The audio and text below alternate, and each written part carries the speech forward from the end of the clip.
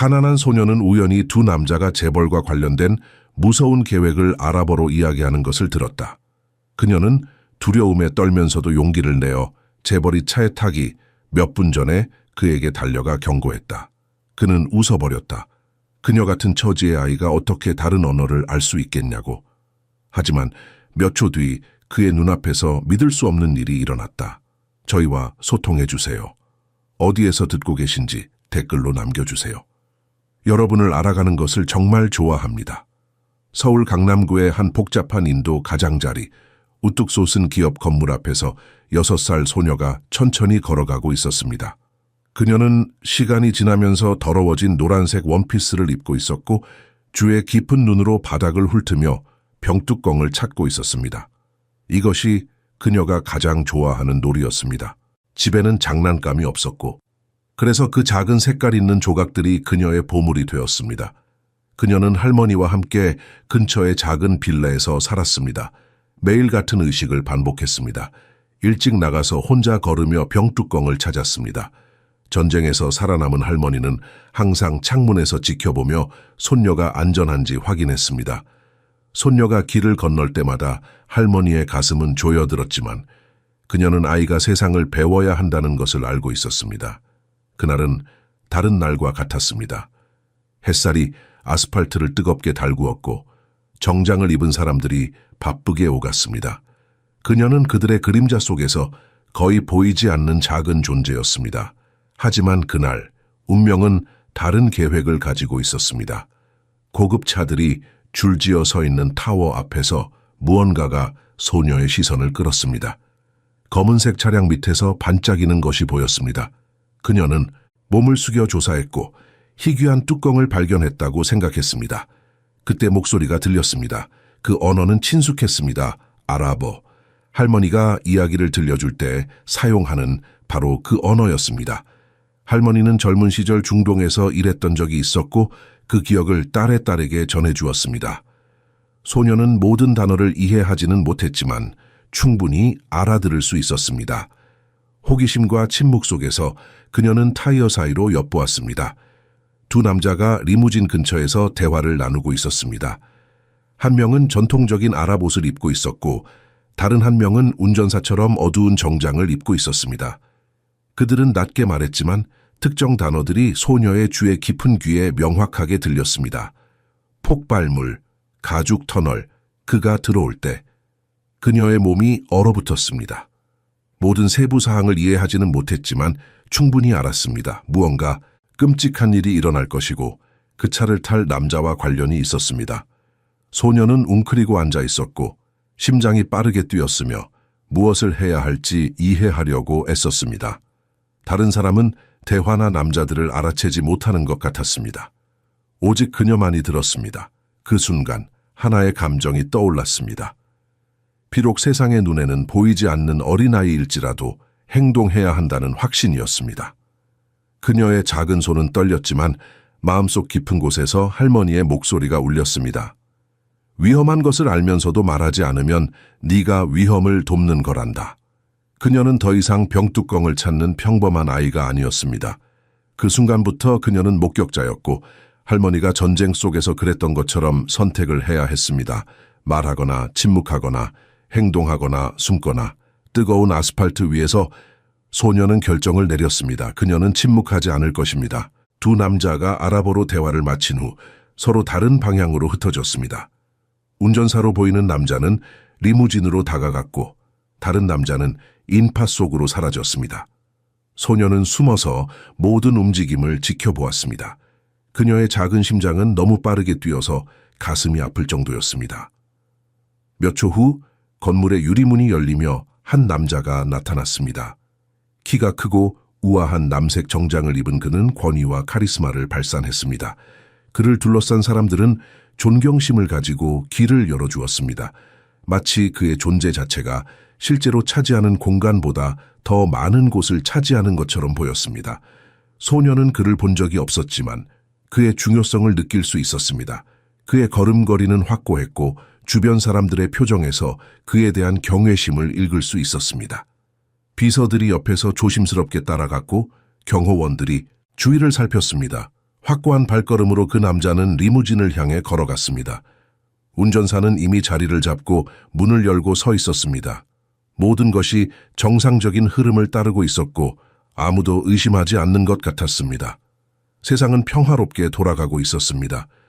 소녀는 여전히 뜨거운 아스팔트 위에 무릎을 꿇고 있었고 손바닥에는 잊혀진 병뚜껑 하나를 쥐고 있었습니다. 그녀가 들었던 말들은 머릿속에서 떠나지 않았습니다. 폭발물, 가죽, 터널. 그가 들어올 때 무언가 끔찍한 일이 저 차 안에 숨겨져 있었습니다. 주변의 세상은 평소처럼 흘러갔습니다. 사람들이 휴대전화로 통화하고 웃고 커피를 마시며 지나갔습니다. 아무도 비극의 가능성을 알지 못했습니다. 오직 그녀만이 알았습니다. 그 무게가 그녀의 어린 어깨를 짓눌렀습니다. 남색 정장을 입은 남자는 서두르지 않았지만 그의 접근은 꾸준했습니다. 매 발걸음마다 차에 가까워졌습니다. 소녀는 떨었습니다. 자신이 약하고 거의 보이지 않는다고 느꼈지만 내면에서 무언가가 긴급함으로 맥동했습니다. 아스팔트의 열기가 그녀의 피부를 태웠지만 두려움은 더 컸습니다.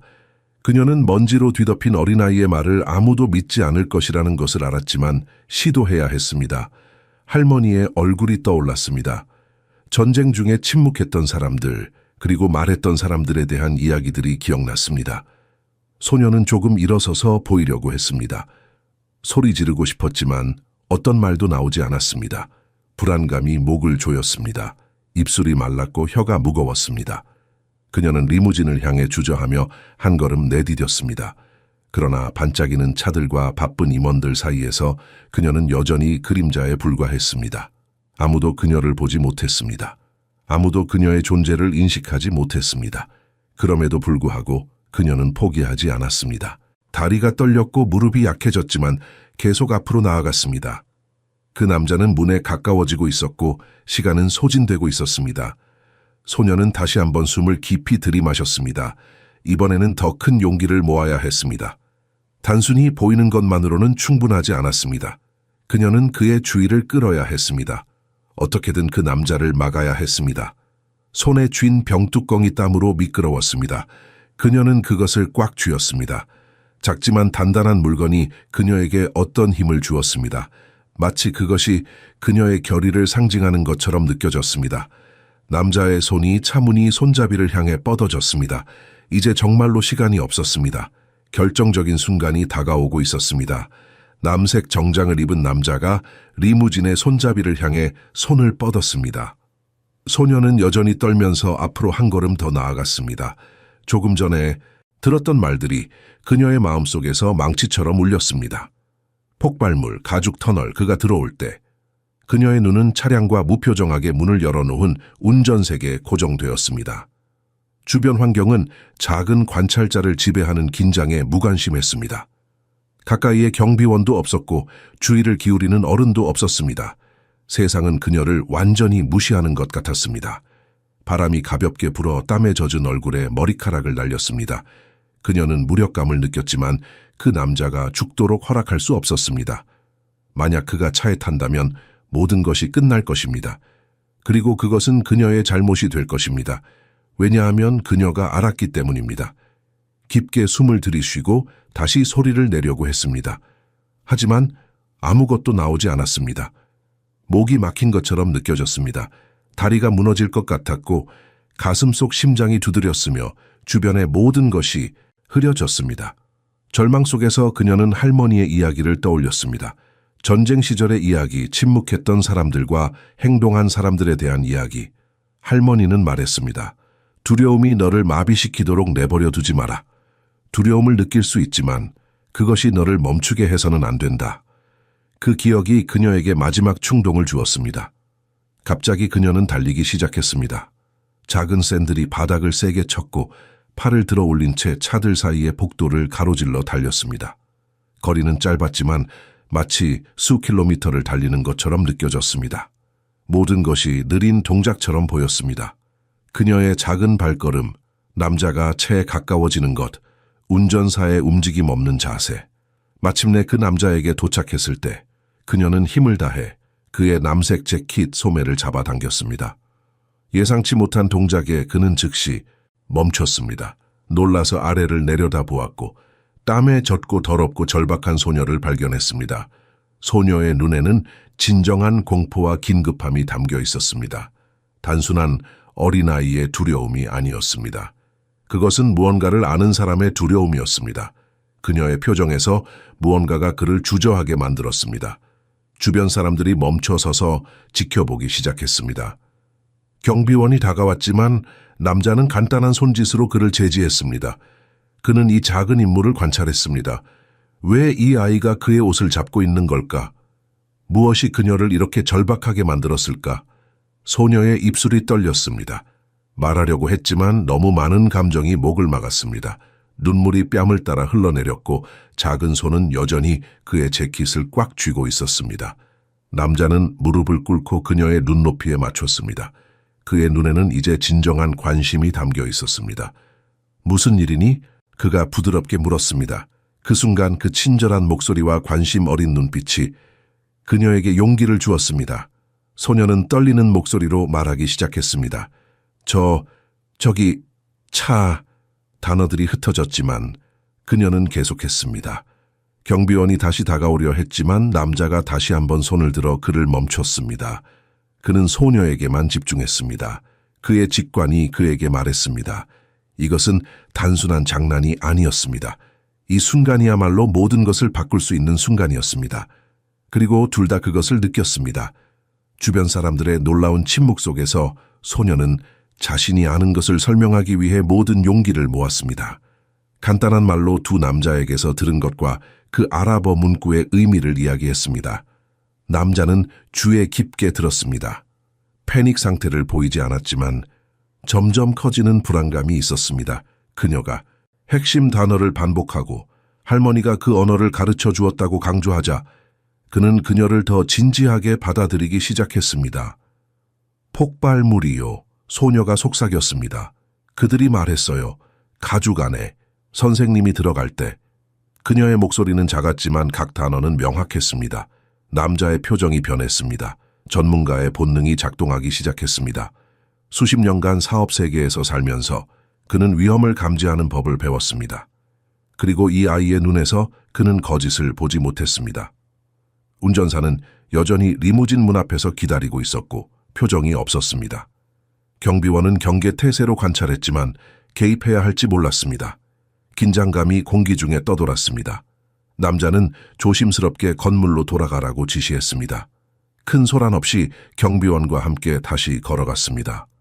유리문으로 사라지기 전에 소녀에게 마지막으로 한번 눈길을 주었습니다. 그 눈빛에는 감사와 신중함이 섞여 있었습니다. 소녀는 멍하니 서 있었고 숨을 헐떡이며 자신이 충분히 했는지 확신하지 못했습니다. 차량은 움직이지 않은 채로 남아 있었고 마치 아무 일도 일어나지 않은 것처럼 보였습니다. 운전사는 여전히 거기 서 있었고 자세는 단단했으며 선글라스 뒤로 눈은 가려져 있었습니다. 주변의 모든 것이 정상적으로 보였지만 소녀에게는 시간이 멈춘 것 같았습니다. 그녀는 할머니의 가르침을 떠올렸습니다. 위험한 것을 알면서 말하지 않으면 위험을 돕는 것이다. 그녀는 말했습니다. 하지만 그것으로 충분했을까? 가슴 깊은 곳에서 그녀는 충분하지 않다고 느꼈습니다. 더 필요했습니다. 증거가 필요했습니다. 그때 그녀는 할머니의 오래된 휴대전화를 떠올렸습니다. 집 서랍에 잊혀진 그 전화. 비록 오래되었지만 여전히 카메라가 있었습니다. 결심한 그녀는 돌아서서 달리기 시작했습니다. 각 걸음은 제때 돌아오지 못할지도 모른다는 두려움에 의해 추진되었습니다. 그녀의 임무는 분명했습니다. 남자들이 말하는 것을 기록해야 했습니다. 그렇게 해야만 모든 사람들에게 들릴 기회가 있을 것이고 아마도 비극을 막을 수 있을 것입니다. 작은 다리가 아스팔트를 박차고 나아갔습니다. 샌들이 벗겨질 듯했지만 그녀는 멈추지 않았습니다. 빌라까지는 3블록이었습니다. 평소에는 천천히 걷던 거리였지만 지금은 영원처럼 느껴졌습니다. 사람들이 그녀를 이상하게 쳐다보았습니다. 왜 이 작은 아이가 이렇게 절박하게 뛰고 있는 걸까? 하지만 아무도 멈추지 않았습니다. 서울의 바쁜 거리에서 각자의 삶이 더 중요했습니다. 소녀는 계속 달렸습니다. 숨이 가빠지고 다리가 아팠지만 멈출 수 없었습니다. 그녀의 마음속에는 단 하나의 생각만 있었습니다. 전화기, 카메라, 증거. 마침내 익숙한 골목길에 도착했습니다. 빌라의 낡은 철문이 보였습니다. 거의 다 왔습니다. 계단을 뛰어 올라가며 그녀는 할머니가 창문에서 놀란 표정으로 지켜보고 있는 것을 보았습니다. 할머니, 소녀가 숨을 헐떡이며 외쳤습니다. 전화기, 할머니 전화기 어디 있어요? 할머니는 손녀의 절박함을 보고 더 이상 질문하지 않았습니다. 빠르게 서랍을 열어 오래된 휴대전화를 꺼냈습니다. 소녀는 그것을 받아들고 다시 돌아서려 했습니다. 잠깐, 할머니가 그녀의 팔을 잡았습니다. 무슨 일이니? 나중에 설명할게요. 소녀가 말했습니다. 지금은 가야 해요. 할머니의 눈에서 이해와 두려움이 교차했습니다. 전쟁을 경험한 사람은 긴급함의 본질을 알아봅니다. 그녀는 손녀를 놓아주었습니다. 소녀는 다시 계단을 뛰어내려갔습니다. 이번에는 손에 무기가 있었습니다. 작고 오래된 무기지만 진실을 포착할 수 있는 무기였습니다. 숨을 헐떡이며 소녀는 기업 건물로 돌아왔습니다. 손에 쥔 오래된 휴대전화는 땀으로 미끄러웠지만 그녀는 꽉 쥐고 있었습니다. 이것이 진실을 증명할 유일한 방법이었습니다. 현장에 도착했을 때 상황은 변하지 않았습니다. 리무진은 여전히 같은 자리에 주차되어 있었고 운전사는 차 근처에서 기다리고 있었습니다. 남색 정장을 입은 남자는 건물 안으로 들어간 것 같았습니다. 소녀는 재빨리 주변을 살폈습니다. 어디에 숨어야 할까? 어디서 그들을 녹화할 수 있을까? 그녀의 눈이 아까 그 쓰레기통에 멈췄습니다. 완벽한 숨는 곳이었습니다. 조심스럽게 다가가서 쓰레기통 뒤에 웅크렸습니다. 그곳에서 차량과 그 주변 지역을 완전히 볼 수 있었습니다.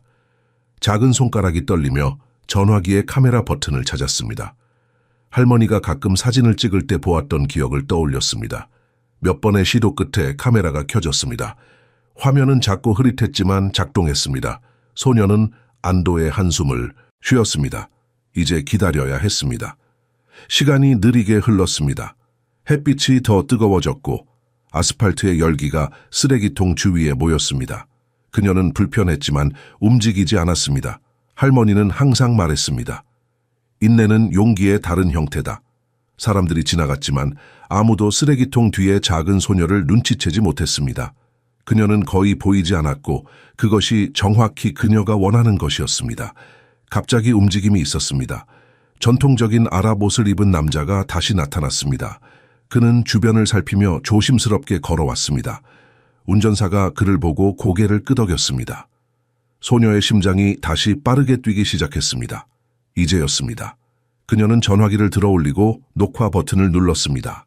작은 빨간 점이 화면에 나타났습니다. 녹화 중이었습니다. 두 남자가 대화를 시작했습니다. 그들은 낮은 목소리로 아랍어로 말했지만 소녀의 위치에서는 충분히 들을 수 있었습니다. 그녀는 전화기를 안정적으로 유지하려고 했으며 모든 단어를 포착하려 했습니다. 모든 것이 준비되었습니까? 아랍 옷을 입은 남자가 물었습니다. 예. 운전사가 대답했습니다. 좌석 아래에 있습니다. 그가 앉으면 압력으로 작동합니다. 좋습니다. 그가 나오는 즉시 출발하십시오. 멀리 가기 전에 터져야 합니다. 소녀는 떨었습니다. 그들이 계획하고 있는 것의 세부 사항을 듣는 것은 끔찍했습니다. 하지만 그녀는 계속 녹화했습니다. 모든 단어, 모든 제스처가 중요했습니다. 그 후에는 어떻게 하나요? 운전사가 물었습니다. 당신은 사라집니다. 우리가 합의한 돈은 계좌에 입금됩니다. 그리고 우리는 다시는 만나지 않습니다. 대화가 계속되는 동안 소녀는 전화기를 안정적으로 유지했습니다. 손은 땀으로 미끄러웠고 팔은 떨렸지만 그녀는 포기하지 않았습니다. 이것은 증거였습니다. 이것이 그녀가 필요한 것이었습니다. 몇 분 후 두 남자가 헤어졌습니다. 아랍 옷을 입은 남자는 다시 인파 속으로 사라졌고 운전사는 차로 돌아갔습니다. 소녀는 녹화를 멈추고 화면을 확인했습니다. 파일이 저장되어 있었습니다. 안도감이 그녀를 휩쓸었습니다. 그녀는 해냈습니다. 이제 이 증거를 누군가에게 보여줘야 했습니다. 하지만 누구에게? 경찰, 건물의 경비원, 아니면 직접 그 남자에게? 쓰레기통 뒤에서 조심스럽게 일어나며 소녀는 다리가 저린 것을 느꼈습니다. 너무 오래 같은 자세로 있었습니다. 천천히 걸으며 혈액순환이 돌아오기를 기다렸습니다. 그녀는 건물의 정문을 바라보았습니다. 그곳에는 보안 데스크가 있었습니다. 아마도 그곳에서 시작해야 할 것입니다. 깊게 숨을 들이쉬고 그녀는 앞으로 걸어갔습니다. 각 걸음은 결심으로 가득했습니다. 그녀는 더 이상 단순히 병뚜껑을 찾는 작은 소녀가 아니었습니다. 이제 그녀는 생명을 구할 수 있는 증거를 가진 목격자였습니다. 유리문이 자동으로 열렸고 시원한 에어컨 바람이 그녀의 얼굴을 식혔습니다. 보안 데스크의 경비원이 그녀를 보고 눈살을 찌푸렸습니다. 더럽고 땀에 젖은 아이가 이런 고급 건물에 무슨 볼 일이 있을까 저기요. 소녀가 작은 목소리로 말했습니다. 도와주세요. 중요한 걸 보여드려야 해요. 경비원은 회의적인 표정으로 소녀를 내려다보았습니다. 이 건물에서 일한 지 15년이 넘었지만 이런 상황은 처음이었습니다. 더러운 옷을 입은 어린 소녀가 무언가 중요한 것을 보여줘야 한다고 주장하고 있었습니다. 꼬마야, 여기는 네가 놀 곳이 아니란다. 그가 피곤한 목소리로 말했습니다. 부모님은 어디 계시니? 제발요. 소녀가 간청했습니다. 눈에 눈물이 고였습니다. 정말 중요해요. 사람이 죽을 수도 있어요. 경비원의 표정이 조금 부드러워졌습니다. 아이의 절박함이 진짜였습니다. 하지만 직무상 조심해야 했습니다. 매일 이상한 사람들이 건물에 들어오려고 시도했습니다. 무슨 말을 하는 거니? 그가 물었습니다. 이번에는 좀 더 진지한 톤으로 소녀는 떨리는 손으로 휴대전화를 들어 올렸습니다. 이걸 봐야 해요. 녹화했어요. 두 남자가 그들이 차에 폭발물을 넣었어요. 폭발물? 경비원의 얼굴이 굳었습니다. 이것은 장난이 아니었습니다. 만약 아이가 거짓말을 하고 있다면 큰 문제였고 만약 진실을 말하고 있다면 더 큰 문제였습니다. 그는 무정의를 들어 올렸습니다. 여기 1층 데스크입니다. 보안 책임자를 불러주십시오. 긴급한 상황입니다. 몇 분 후 키가 크고 단호한 표정을 한 남자가 엘리베이터에서 나왔습니다. 그는 보안 책임자 김태식이었습니다. 전직 군인으로 위협을 평가하는 훈련을 받았습니다. 경비원이 상황을 간략하게 설명했습니다. 김태식은 소녀를 내려다보았습니다. 그의 눈은 날카로웠지만 판단하지 않았습니다. 무엇을 녹화했니? 그가 직접적으로 물었습니다. 소녀는 전화기를 그에게 건넸습니다. 두 남자가 아랍어로 말하고 있었어요. 폭발물에 대해 차 좌석 아래에 압력으로 작동한다고. 김태식은 전화기를 받아 영상을 재생했습니다. 화질은 좋지 않았고 소리는 희미했지만 충분히 들을 수 있었습니다. 그는 아랍어를 이해하지 못했지만 남자들의 몸짓과 태도에서 무언가 의심스러운 것을 감지했습니다. 이 영상이 언제 촬영된 거니? 그가 물었습니다. 방금이요. 아까 저는 그들이 처음 말하는 것을 들었어요. 그래서 집에 가서 전화기를 가져와서 다시 녹화했어요. 김태식의 표정이 심각해졌습니다. 만약 이것이 사실이라면 시간이 없었습니다. 어떤 차량이니? 저기 밖에 있는 검은 리무진이요.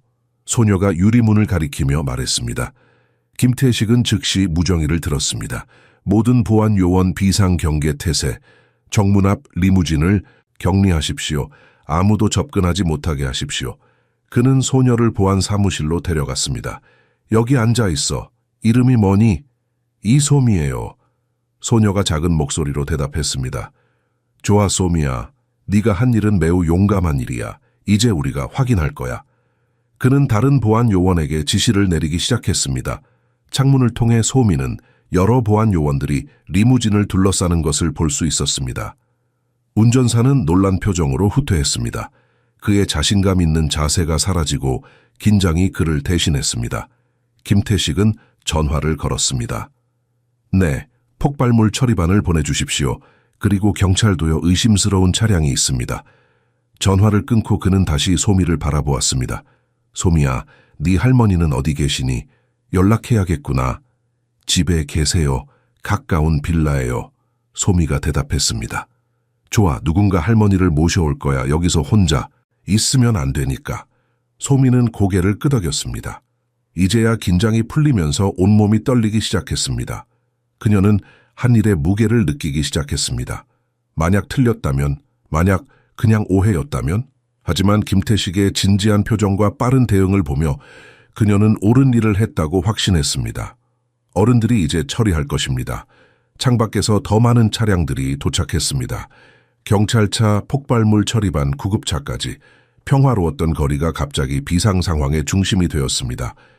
사람들이 호기심 어린 눈으로 지켜보았지만 경찰이 그들을 멀리 이동시켰습니다.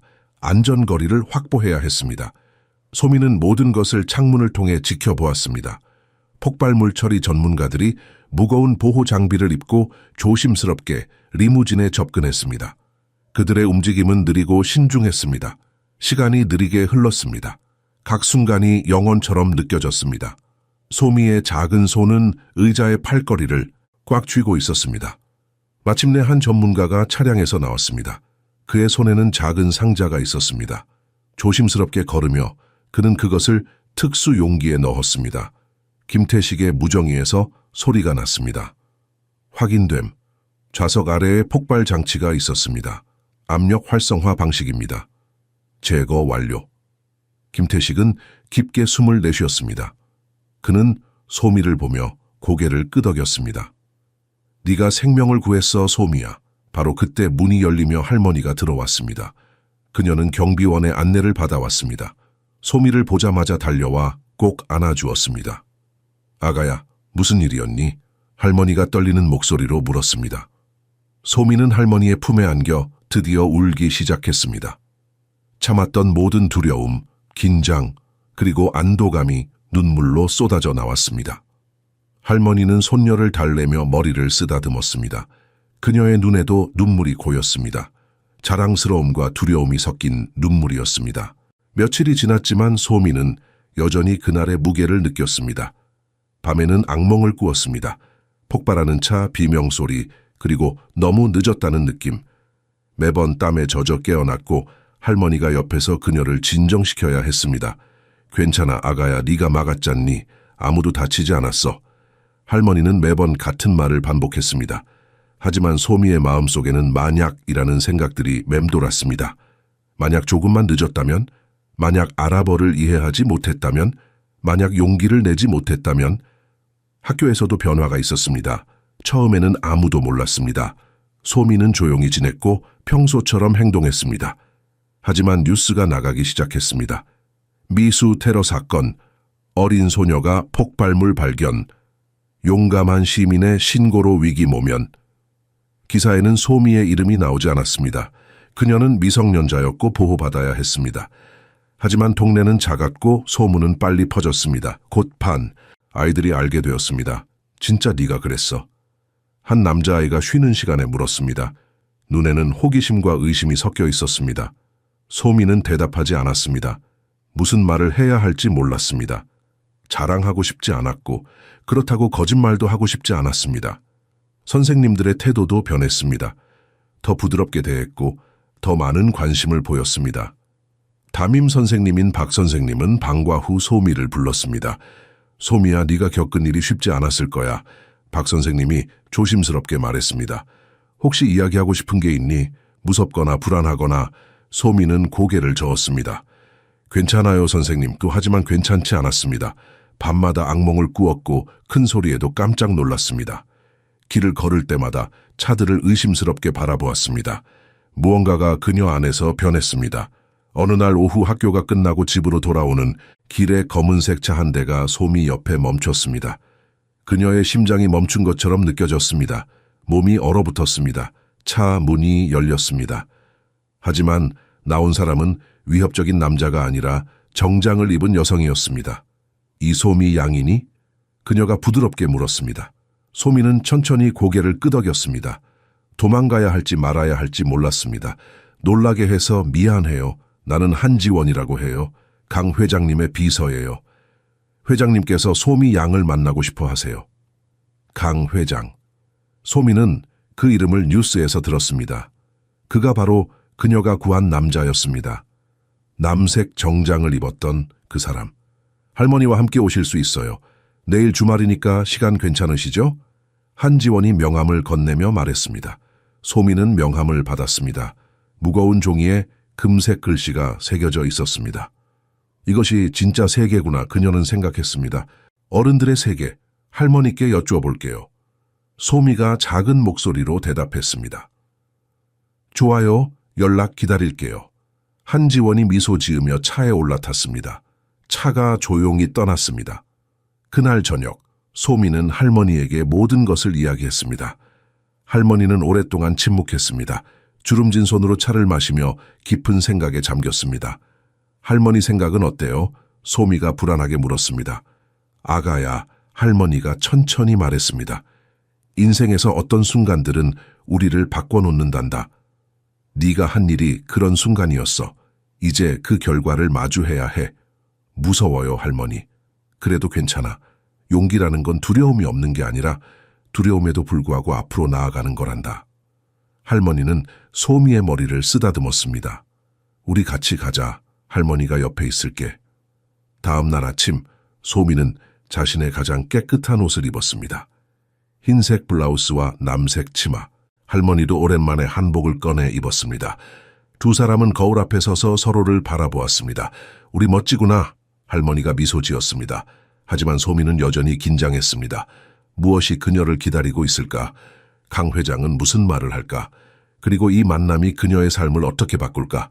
약속 시간이 가까워지면서 소미의 손은 땀으로 젖었습니다. 할머니가 그녀의 손을 꽉 잡아주었습니다. 함께라면 괜찮아. 현관문을 열고 나가는 순간 소미는 자신의 인생이 새로운 장으로 넘어가고 있다는 것을 느꼈습니다. 병뚜껑을 찾던 평범한 소녀의 시절은 끝났습니다. 이제 무언가 다른 것이 시작되고 있었습니다. 거리는 평소와 같았습니다. 하지만 소미에게는 모든 것이 다르게 보였습니다. 그녀는 더 이상 보이지 않는 아이가 아니었습니다. 그녀는 행동한 사람이었습니다. 그리고 그 행동의 결과가 이제 펼쳐지기 시작했습니다. 택시가 강남의 중심부로 들어갔습니다. 유리와 강철로 만들어진 고층 빌딩들이 하늘을 찔렀습니다. 소미는 창밖을 바라보며 자신이 얼마나 작은 존재인지 느꼈습니다. 할머니는 조용히 그녀의 손을 잡고 있었습니다. 택시가 익숙한 건물 앞에 멈췄습니다. 바로 그날의 그 건물이었습니다. 소미는 심장이 빠르게 뛰는 것을 느꼈습니다. 기억들이 밀려왔습니다. 쓰레기통 뒤에 숨었던 것, 남자들의 대화, 떨리는 손으로 녹화 버튼을 눌렀던 것. 도착했습니다. 기사가 말했습니다. 할머니가 먼저 내렸고 소미가 따라 내렸습니다. 한지원이 로비에서 그들을 기다리고 있었습니다. 그녀는 우아하게 미소 지으며 다가왔습니다. 어서 오세요. 회장님께서 기다리고 계십니다. 한지원이 그들을 특별 엘리베이터로 안내했습니다. 일반 방문객들이 사용하는 것과는 다른 최상층으로 직접 가는 전용 엘리베이터였습니다. 엘리베이터 안은 조용했습니다. 부드러운 클래식, 음악만이 흘렀습니다. 소미는 거울에 비친 자신의 모습을 보았습니다. 깨끗한 옷을 입었지만 여전히 어색해 보였습니다. 이곳은 그녀가 속한 세계가 아니었습니다. 32층에서 문이 열렸습니다. 넓은 복도가 펼쳐졌고 벽에는 예술 작품들이 걸려 있었습니다. 한지원이 그들을 큰 문 앞으로 안내했습니다. 그녀가 노크했습니다. 들어오세요. 안에서 목소리가 들렸습니다. 문이 열렸고 소미는 숨이 멎을 것 같았습니다. 사무실은 거대했습니다. 한쪽 벽 전체가 유리로 되어 있어서 서울의 정령이 보였습니다. 책상 뒤에 그 남자가 앉아 있었습니다. 남색 정장을 입은 남자, 강민재. 그는 일어서서 그들을 맞이했습니다. 어서 오세요. 소미 양, 할머니. 그의 목소리는 따뜻했습니다. 할머니가 먼저 인사했습니다. 초대해 주셔서 감사합니다, 회장님. 아닙니다. 제가 감사해야죠. 강민재는 소파를 가리켰습니다. 편하게 앉으세요. 그들이 앉자 한지원이 차를 가져왔습니다. 소미는 찻잔을 받았지만 마실 용기가 나지 않았습니다. 손이 너무 떨렸습니다. 강민재는 소미를 부드럽게 바라보았습니다. 소미 양, 먼저 말하고 싶은 게 있어요. 당신이 제 목숨을 구했어요. 그리고 제 가족들의 목숨도요. 만약 그날 당신이 행동하지 않았다면. 그의 목소리가 잠시 끊겼습니다. 저는 그냥 옳은 일을 한 것뿐이에요. 소미가 작게 말했습니다. 옳은 일, 강민재가 반복했습니다.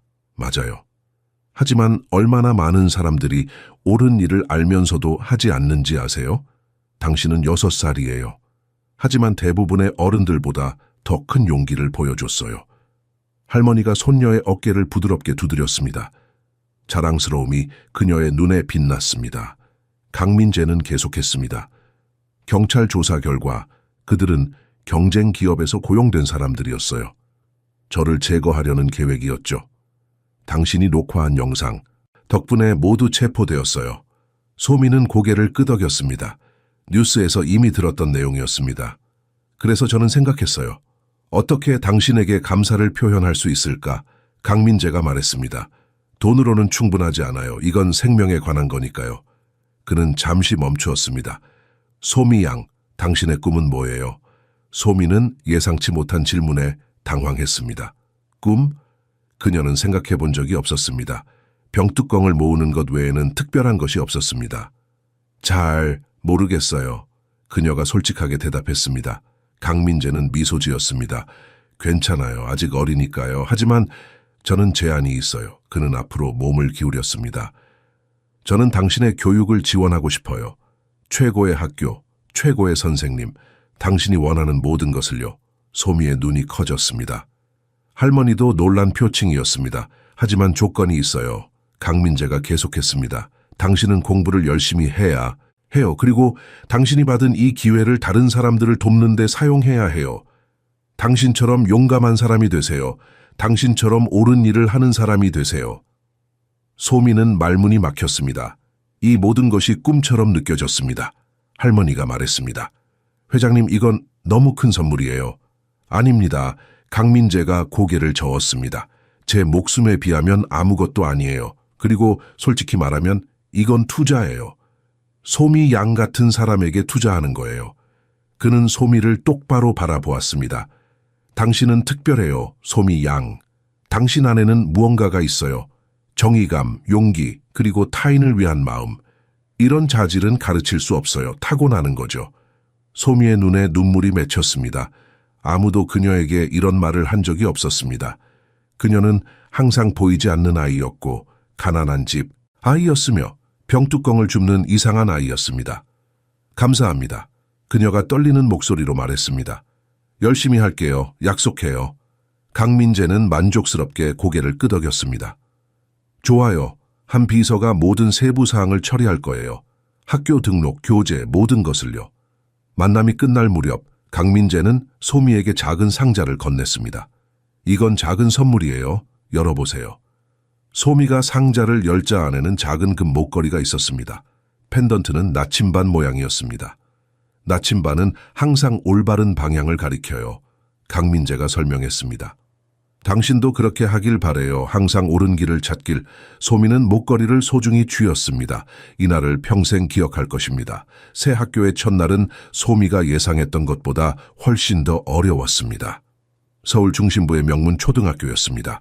건물은 현대적이었고 운동장은 넓었으며 모든 것이 깨끗하고 새 것처럼 보였습니다. 하지만 학생들은 달랐습니다. 소미가 교실에 들어섰을 때 모든 시선이 그녀에게 쏠렸습니다. 담임 선생님이 소개했습니다. 여러분, 새 친구 이소미예요. 잘 대해주세요. 아이들은 호기심 어린 눈으로 그녀를 훑어보았습니다. 소미의 옷은 깨끗했지만 명품이 아니었습니다. 그녀의 신발은 새 것이었지만 다른 아이들처럼 비싸 보이지 않았습니다. 그녀의 머리는 단정했지만 미용실에서 한 것이 아니라 할머니가 빗겨준 것이었습니다. 쉬는 시간에 소미는 혼자 앉아 있었습니다. 다른 아이들은 그룹을 이루어 이야기하고 웃었습니다. 그들의 대화 주제는 소미가 이해할 수 없는 것들이었습니다. 해외여행, 피아노 레슨, 승마 클럽. 너 정말 강 회장님이 후원하는 거야? 한 여자아이가 다가와 물었습니다. 그녀의 이름은 최서현이었고 반에서 가장 인기 있는 아이였습니다. 응. 소미가 조용히 대답했습니다. 왜? 서현이 날카롭게 물었습니다. 너한테 뭐가 특별한데? 소미는 대답하지 못했습니다. 무엇을 말해야 할까요? 폭발물에 대한 이야기? 그날의 공포? 그것은 자랑이 아니었습니다. 그것은 그녀가 평생 잊을 수 없는 악몽이었습니다. 모르겠어. 소미가 결국 말했습니다. 서현은 코웃음 쳤습니다. 특별할 것도 없는데 특혜를 받네. 그녀는 돌아서서 친구들에게로 갔습니다. 소미는 그들이 속삭이며 자신을 보는 것을 느낄 수 있었습니다. 점심시간은 더 힘들었습니다. 식당은 크고 시끄러웠습니다. 소미는 혼자 구석에 앉아 밥을 먹었습니다.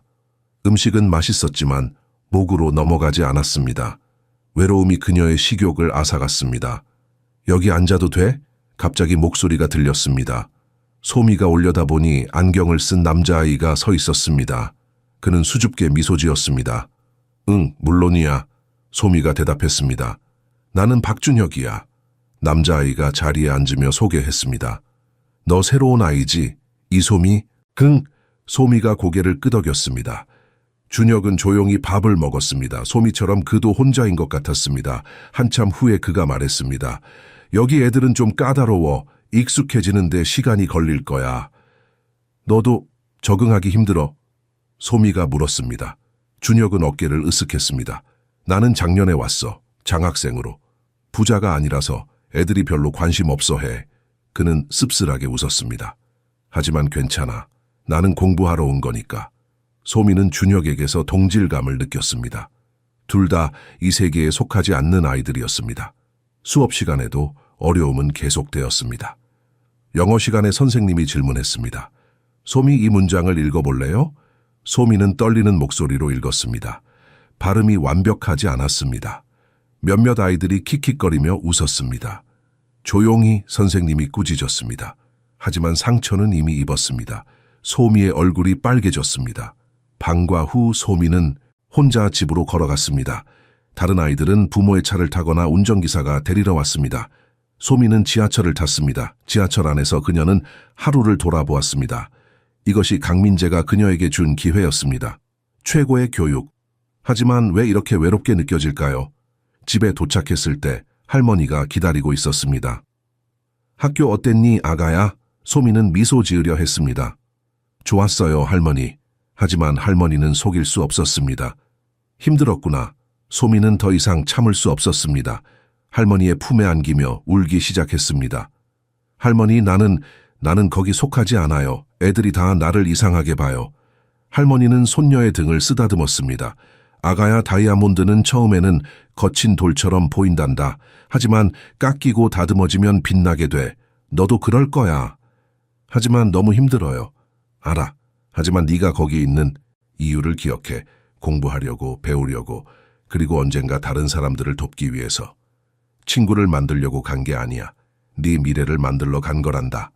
할머니의 말이 소미에게 힘을 주었습니다. 그녀는 눈물을 닦았습니다. 맞아요. 나는 포기하지 않을 거예요. 그래, 바로 그거야. 할머니가 미소 지었습니다. 나의 용감한 손녀. 그날 밤 소미는 책상 앞에 앉았습니다. 숙제가 많았습니다. 다른 아이들은 이미 배운 내용들이었지만 소미에게는 새로운 것이었습니다. 하지만 그녀는 포기하지 않았습니다. 한 글자씩, 한 문제씩 그녀는 배웠습니다. 목에 걸린 나침반 목걸이가 책상 불빛에 반짝였습니다. 올바른 방향. 그녀는 올바른 방향으로 가고 있었습니다. 비록 힘들어도. 창밖에서 서울의 불빛이 반짝였습니다. 저 어딘가에 강민재가 있었습니다. 그리고 저 어딘가에 그녀의 미래가 있었습니다. 소미는 그것을 향해 한 걸음씩 나아가기로 결심했습니다. 몇 달이 흘렀습니다. 소미는 여전히 외톨이였지만 더 이상 신경 쓰지 않았습니다. 그녀는 목표를 찾았습니다. 공부였습니다. 매일 밤 늦게까지 책상 앞에 앉아 있었습니다. 수학, 영어, 과학 모든 과목을 열심히 공부했습니다. 첫 시험 결과가 나왔을 때 선생님은 놀랐습니다. 소미가 반에서 상위권에 들었던 것입니다. 처음 왔을 때는 뒤처져 있었는데 이제는 많은 아이들을 앞질렀습니다. 대단하구나, 소미야. 선생님이 시험지를 돌려주며 말했습니다.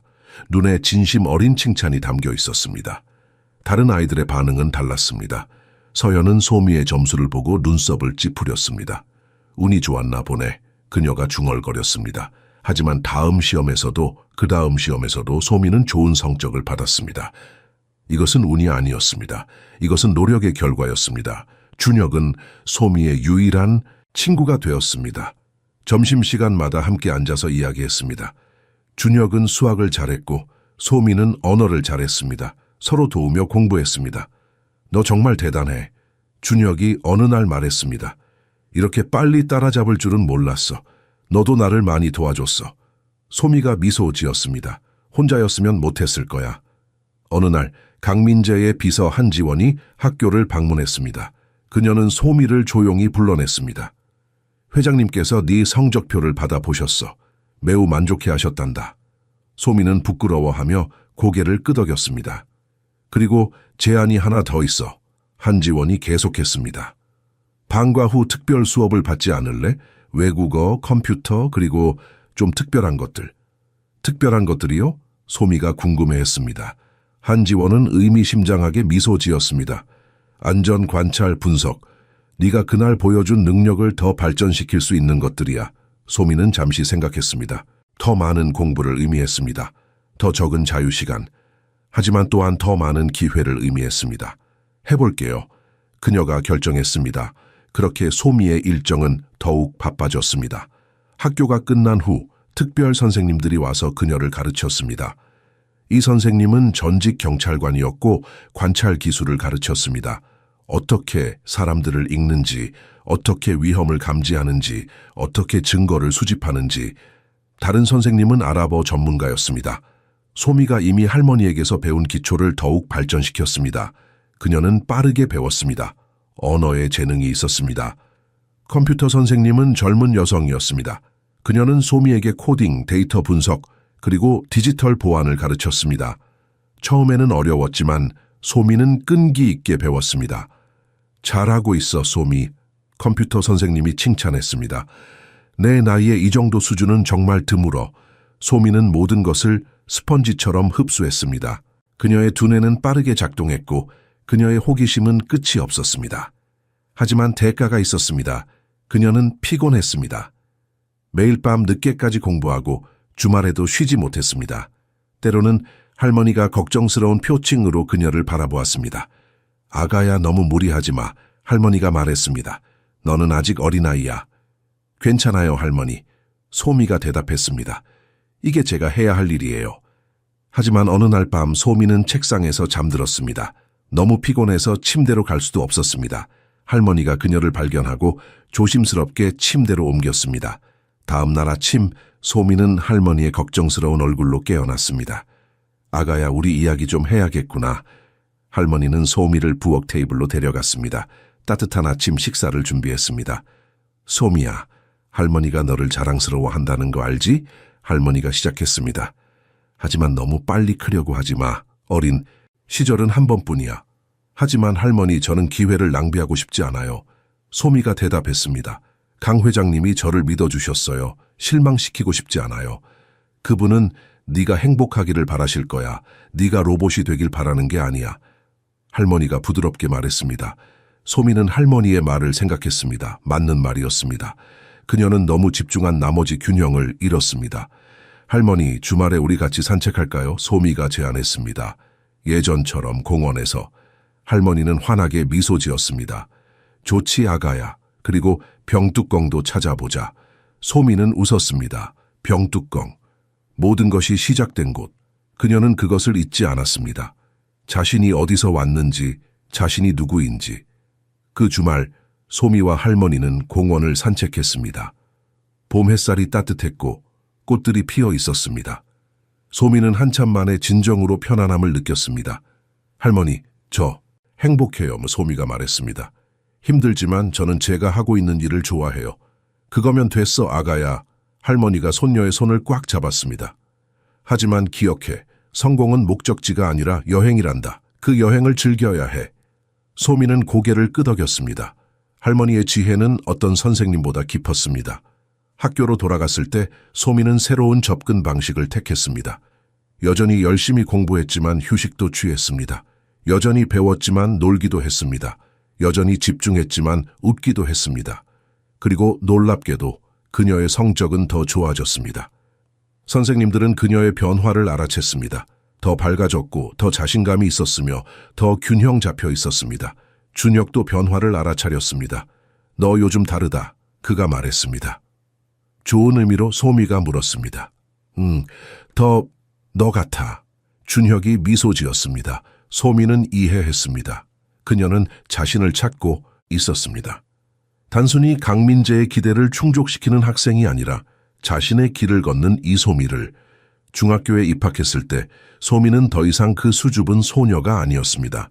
그녀는 자신감 있고 똑똑하며 목표가 분명한 10대가 되어 있었습니다. 초등학교에서의 어려움이 그녀를 단련시켰습니다. 새 학교는 더 컸고 학생들은 더 많았으며 경쟁은 더 치열했습니다. 하지만 소미는 준비되어 있었습니다. 그녀는 이제 도전을 두려워하지 않았습니다. 첫 주에 그녀는 영어 동아리에 가입했습니다. 그녀의 유창한 영어와 아랍어 실력은 선생님들을 놀라게 했습니다. 정말 인상적이에요, 소미 양. 영어 선생님이 말했습니다. 어떻게 이렇게 빨리 배웠어요? 연습이요. 소미가 단순하게 대답했습니다. 그녀는 자신의 특별한 교육에 대해 이야기하지 않았습니다. 그것은 사적인 일이었습니다. 중학교 2학년이 되었을 때 학교에서 특별한 행사가 있었습니다. 모의 유엔 대회였습니다. 학생들이 다른 나라의 대사로서 국제 문제를 토론하는 것이었습니다. 소미는 사우디아라비아 대표로 선발되었습니다. 그녀의 아랍어 능력 때문이었습니다. 하지만 더 중요한 것은 그녀가 그 문화를 이해했다는 것입니다. 할머니의 이야기들 그리고 그녀 자신의 공부 덕분이었습니다. 대회 준비는 몇 주가 걸렸습니다. 소미는 중동의 역사, 정치, 경제를 깊이 연구했습니다. 밤늦게까지 자료를 읽고 연설문을 작성하고 논쟁 전략을 계획했습니다. 준혁은 이제 다른 학교에 다녔지만 여전히 연락을 유지했습니다. 너 너무 열심히 하는 거 아니야? 그가 전화로 물었습니다. 이건 중요해. 소미가 대답했습니다. 이런 기회가 자주 오는 게 아니야. 대회 당일 소미는 전통적인 아랍 스카프를 착용했습니다.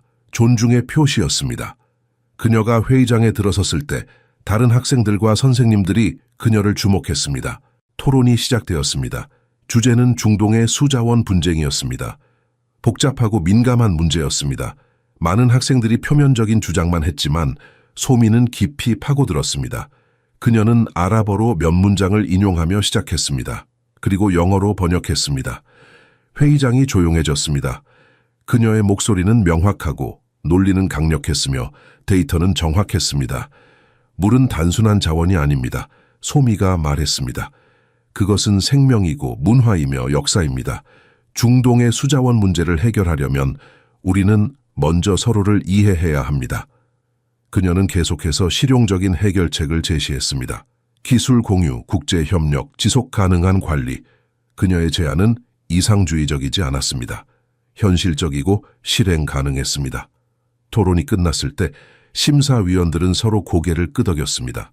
소미의 발표가 단연 돋보였던 것입니다. 시상식에서 소미는 최우수상을 받았습니다. 트로피를 받으며 그녀는 관객석에 앉아있는 할머니를 보았습니다. 할머니의 눈에는 눈물이 가득했습니다. 자랑스러움의 눈물이었습니다. 하지만 더 놀라운 일이 있었습니다. 행사가 끝난 후 한 남자가 소미에게 다가왔습니다. 그는 외교부에서 일하는 관계자였습니다. 소미 양, 정말 인상적이었어요. 그가 명함을 건네며 말했습니다. 혹시 관심 있으시면 우리 부처에서 운영하는 청소년 외교 프로그램이 있어요. 참여해 보실래요? 소미는 놀랐습니다. 청소년 외교 프로그램이요? 네. 선발된 학생들에게 국제관계, 외교기술, 그리고 글로벌 리더십을 가르치는 프로그램이에요. 해외 연수도 포함되어 있고요. 소미는 명함을 받았습니다. 이것은 또 다른 문이 열리는 것이었습니다. 그날 밤 집으로 돌아와 소미는 할머니와 긴 대화를 나눴습니다. 할머니, 이 프로그램에 참여하면 집을 떠나야 할 수도 있어요. 할머니는 조용히 차를 마셨습니다. 아가야, 새는 날기 위해 태어났단다. 둥지가 편안하다고 해서 평생 거기 있으면 안 돼. 하지만 할머니를 두고 가는 게 소미의 목소리가 떨렸습니다. 나는 괜찮아. 할머니가 손녀의 손을 잡았습니다. 내가 너를 키운 이유는 내 옆에 있으라고가 아니야. 네가 날 수 있게 하려고 키운 거란다. 소미의 눈에 눈물이 맺혔습니다. 할머니는 그녀의 전부였습니다. 어머니이자 아버지이자 친구였습니다. 할머니 없이는 제가 아무것도 아니에요. 소미가 울먹였습니다. 아니야. 할머니가 단호하게 말했습니다. 너는 네 자신으로 충분해. 나는 단지 길을 보여줬을 뿐이야. 걷는 건 네가 한 거야. 다음 날 소미는 프로그램에 지원했습니다. 서류 심사, 면접, 시험을 거쳤습니다. 경쟁이 치열했습니다. 전국에서 수백 명의 학생들이 지원했지만 선발되는 인원은 단 20명뿐이었습니다. 몇 주 후 결과가 나왔습니다. 소미는 합격했습니다. 그녀는 선발된 20명 중 1명이었습니다. 그리고 가장 어린 참가자였습니다. 강민재는 소식을 듣고 직접 전화했습니다. 축하해요, 소미 양, 자랑스럽습니다. 감사합니다, 회장님. 소미가 대답했습니다. 회장님의 도움 없이는 불가능했을 거예요. 아니요, 강민재가 말했습니다. 이건 당신의 노력이에요. 당신의 재능이고요. 나는 단지 문을 열어줬을 뿐이에요. 들어간 건 당신이에요. 프로그램은 여름에 시작되었습니다. 소미는 다른 도시로 가서 집중 교육을 받아야 했습니다. 3개월간의 특별 훈련이었습니다. 출발 전날, 소미는 할머니와 함께 공원을 산책했습니다. 그들이 처음 병뚜껑을 찾던 그 공원이었습니다. 모든 것이 시작된 곳이었습니다. 할머니, 제가 돌아올게요. 소미가 약속했습니다. 알아. 할머니가 미소 지었습니다. 하지만 돌아올 때는 더 성장한 모습으로 올 거야. 그리고 그게 좋은 거란다. 소미는 할머니를 꽉 안았습니다. 이별이 아니었습니다. 새로운 시작이었습니다. 다음 날 아침 소미는 기차역으로 향했습니다. 작은 가방 하나와 큰 꿈을 가지고 목에는 여전히 나침반 목걸이가 걸려 있었습니다. 올바른 방향을 가리키는 나침반. 그녀는 뒤돌아보지 않았습니다. 앞만 보며 걸었습니다. 미래를 향해, 자신의 운명을 향해. 부산의 특별교육시설은 소미가 상상했던 것과는 달랐습니다. 바다가 보이는 현대적인 건물이었지만 내부는 엄격하고 체계적이었습니다. 20명의 선발된 학생들은 각자 작은 방을 배정받았고 매일 아침 6시에 일어나야 했습니다. 첫 주는 적응 기간이었습니다. 소미는 다른 참가자들을 관찰했습니다. 대부분 그녀보다 나이가 많았고 명문 고등학교 출신들이었습니다. 그들의 옷차림, 말투, 자신감 모두가 특권층의 분위기를 풍겼습니다. 너 제일 어리구나. 한 남학생이 소미에게 말을 걸었습니다. 그의 이름은 최도윤이었고 외교관 아버지를 둔 서울 외국어 고등학교 학생이었습니다. 이 프로그램 따라올 수 있겠어? 소미는 그의 도전적인 어조를 알아차렸습니다. 해보겠습니다. 그녀가 차분하게 대답했습니다. 첫 과제가 주어졌습니다. 가상국제 위기 상황을 분석하고 해결책을 제시하는 것이었습니다. 학생들은 팀으로 나뉘었고 각 팀은 다른 국가의 입장을 대변해야 했습니다. 소미의 팀은 중동 국가들의 연합을 맡았습니다. 그녀는 자연스럽게 팀 내에서 중요한 역할을 하게 되었습니다. 아랍어 능력과 문화적 이해가 필요했기 때문입니다. 이 부분은 아랍 문화에서 매우 민감한 사안이에요. 소미가 팀원들에게 설명했습니다. 우리가 직접적으로 접근하면 반발을 살 거예요. 대신 명예와 존중의 프레임워크를 사용해야 해요. 처음에는 의심스러워하던 팀원들도 점차 그녀의 통찰력을 인정하기 시작했습니다. 발표 당일 그들의 팀은 가장 현실적이고 실행 가능한 해결책을 제시했다는 평가를 받았습니다. 하지만 성공은 질투를 불렀습니다. 도윤은 소미를 더욱 경계하기 시작했습니다. 너 특별한 배경이 있는 거 아니야? 그가 어느 날 저녁 식사 시간에 물었습니다. 주변의 다른 학생들도 듣고 있었습니다. 무슨 말이에요? 소미가 물었습니다. 이 나이에 이런 프로그램에 들어온다는 게 쉽지 않잖아. 뒷배가 있는 거지? 소미는 잠시 침묵했습니다. 강민재의 지원을 말할 수도 있었습니다. 하지만 그것은 자신의 노력을 평가절하하는 것처럼 느껴졌습니다. 열심히 공부했어요. 그녀가 단순하게 대답했습니다. 그게 전부예요. 시간이 흐르면서 프로그램은 더욱 강도 높아졌습니다.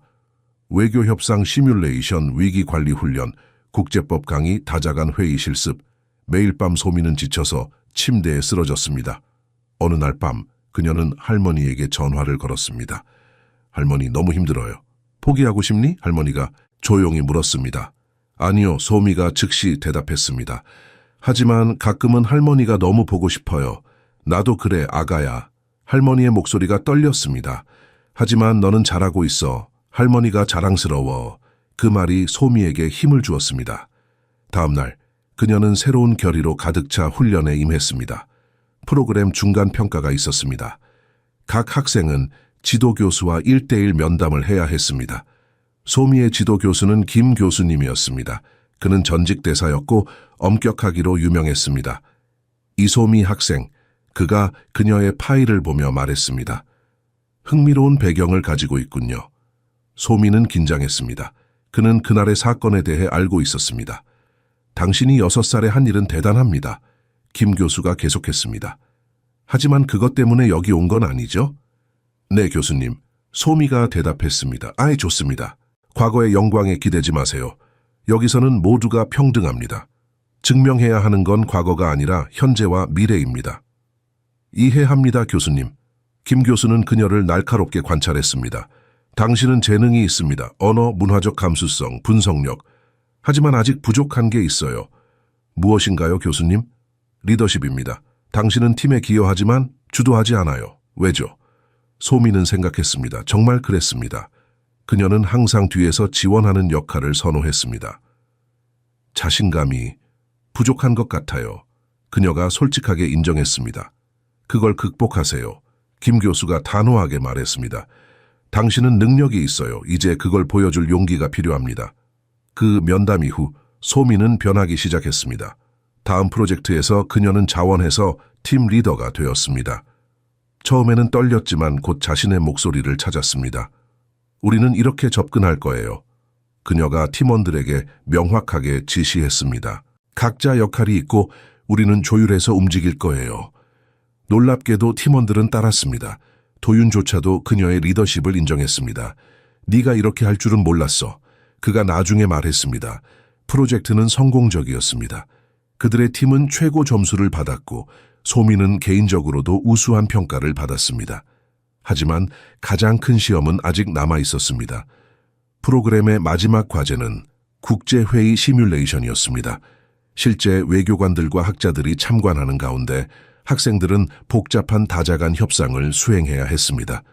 소미는 중동 지역 대표로 선발되었습니다. 이것은 그녀에게 가장 적합한 역할이었지만 동시에 가장 어려운 역할이기도 했습니다. 중동 문제는 민감하고 복잡했습니다. 시뮬레이션 전날 밤 소미는 잠을 이루지 못했습니다. 그녀는 자료를 다시 검토하고 전략을 다듬고 가능한 시나리오를 머릿속으로 그렸습니다. 새벽에 그녀는 목에 걸린 나침반, 목걸이를 만졌습니다. 올바른 방향. 그녀는 올바른 방향을 찾을 것입니다. 시뮬레이션 회의장은 실제 유엔 안전보장이사회를 모방하여 설계되었습니다. 원형 테이블, 각국의 명패, 동시통역 부스까지 모든 것이 완벽했습니다. 뒤편에는 참관인들이 앉아 있었습니다. 외교부 관계자들, 대학 교수들, 그리고 전직 대사들이었습니다. 소미는 중동 지역 대표석에 앉았습니다. 손은 떨렸지만 얼굴은 침착했습니다. 그녀는 깊게 숨을 들이마셨습니다. 이것은 그녀의 순간이었습니다. 의장이 회의를 시작했습니다. 안건은 지역 수자원 분쟁과 난민 위기였습니다. 각 대표는 자국의 입장을 발표해야 했습니다. 다른 대표들이 먼저 발언했습니다. 대부분 준비된 성명서를 읽었습니다. 형식적이고 예측 가능한 내용들이었습니다. 참관인들은 지루한 표정으로 메모를 했습니다. 소미의 차례가 왔습니다. 그녀는 일어섰습니다. 준비된 원고를 보지 않았습니다. 의장님, 존경하는 대표 여러분. 그녀가 시작했습니다. 목소리는 명확하고 자신감 있었습니다. 저는 오늘 단순히 한 지역의 입장을 전달하러 온 게 아닙니다. 저는 수백만 명의 목소리를 전달하러 왔습니다. 회의장이 조용해졌습니다. 참관인들이 고개를 들었습니다. 소미는 계속했습니다. 그녀는 아랍어로 짧은 시를 인용했습니다. 물에 관한 고대 시였습니다. 그리고 영어로 번역했습니다.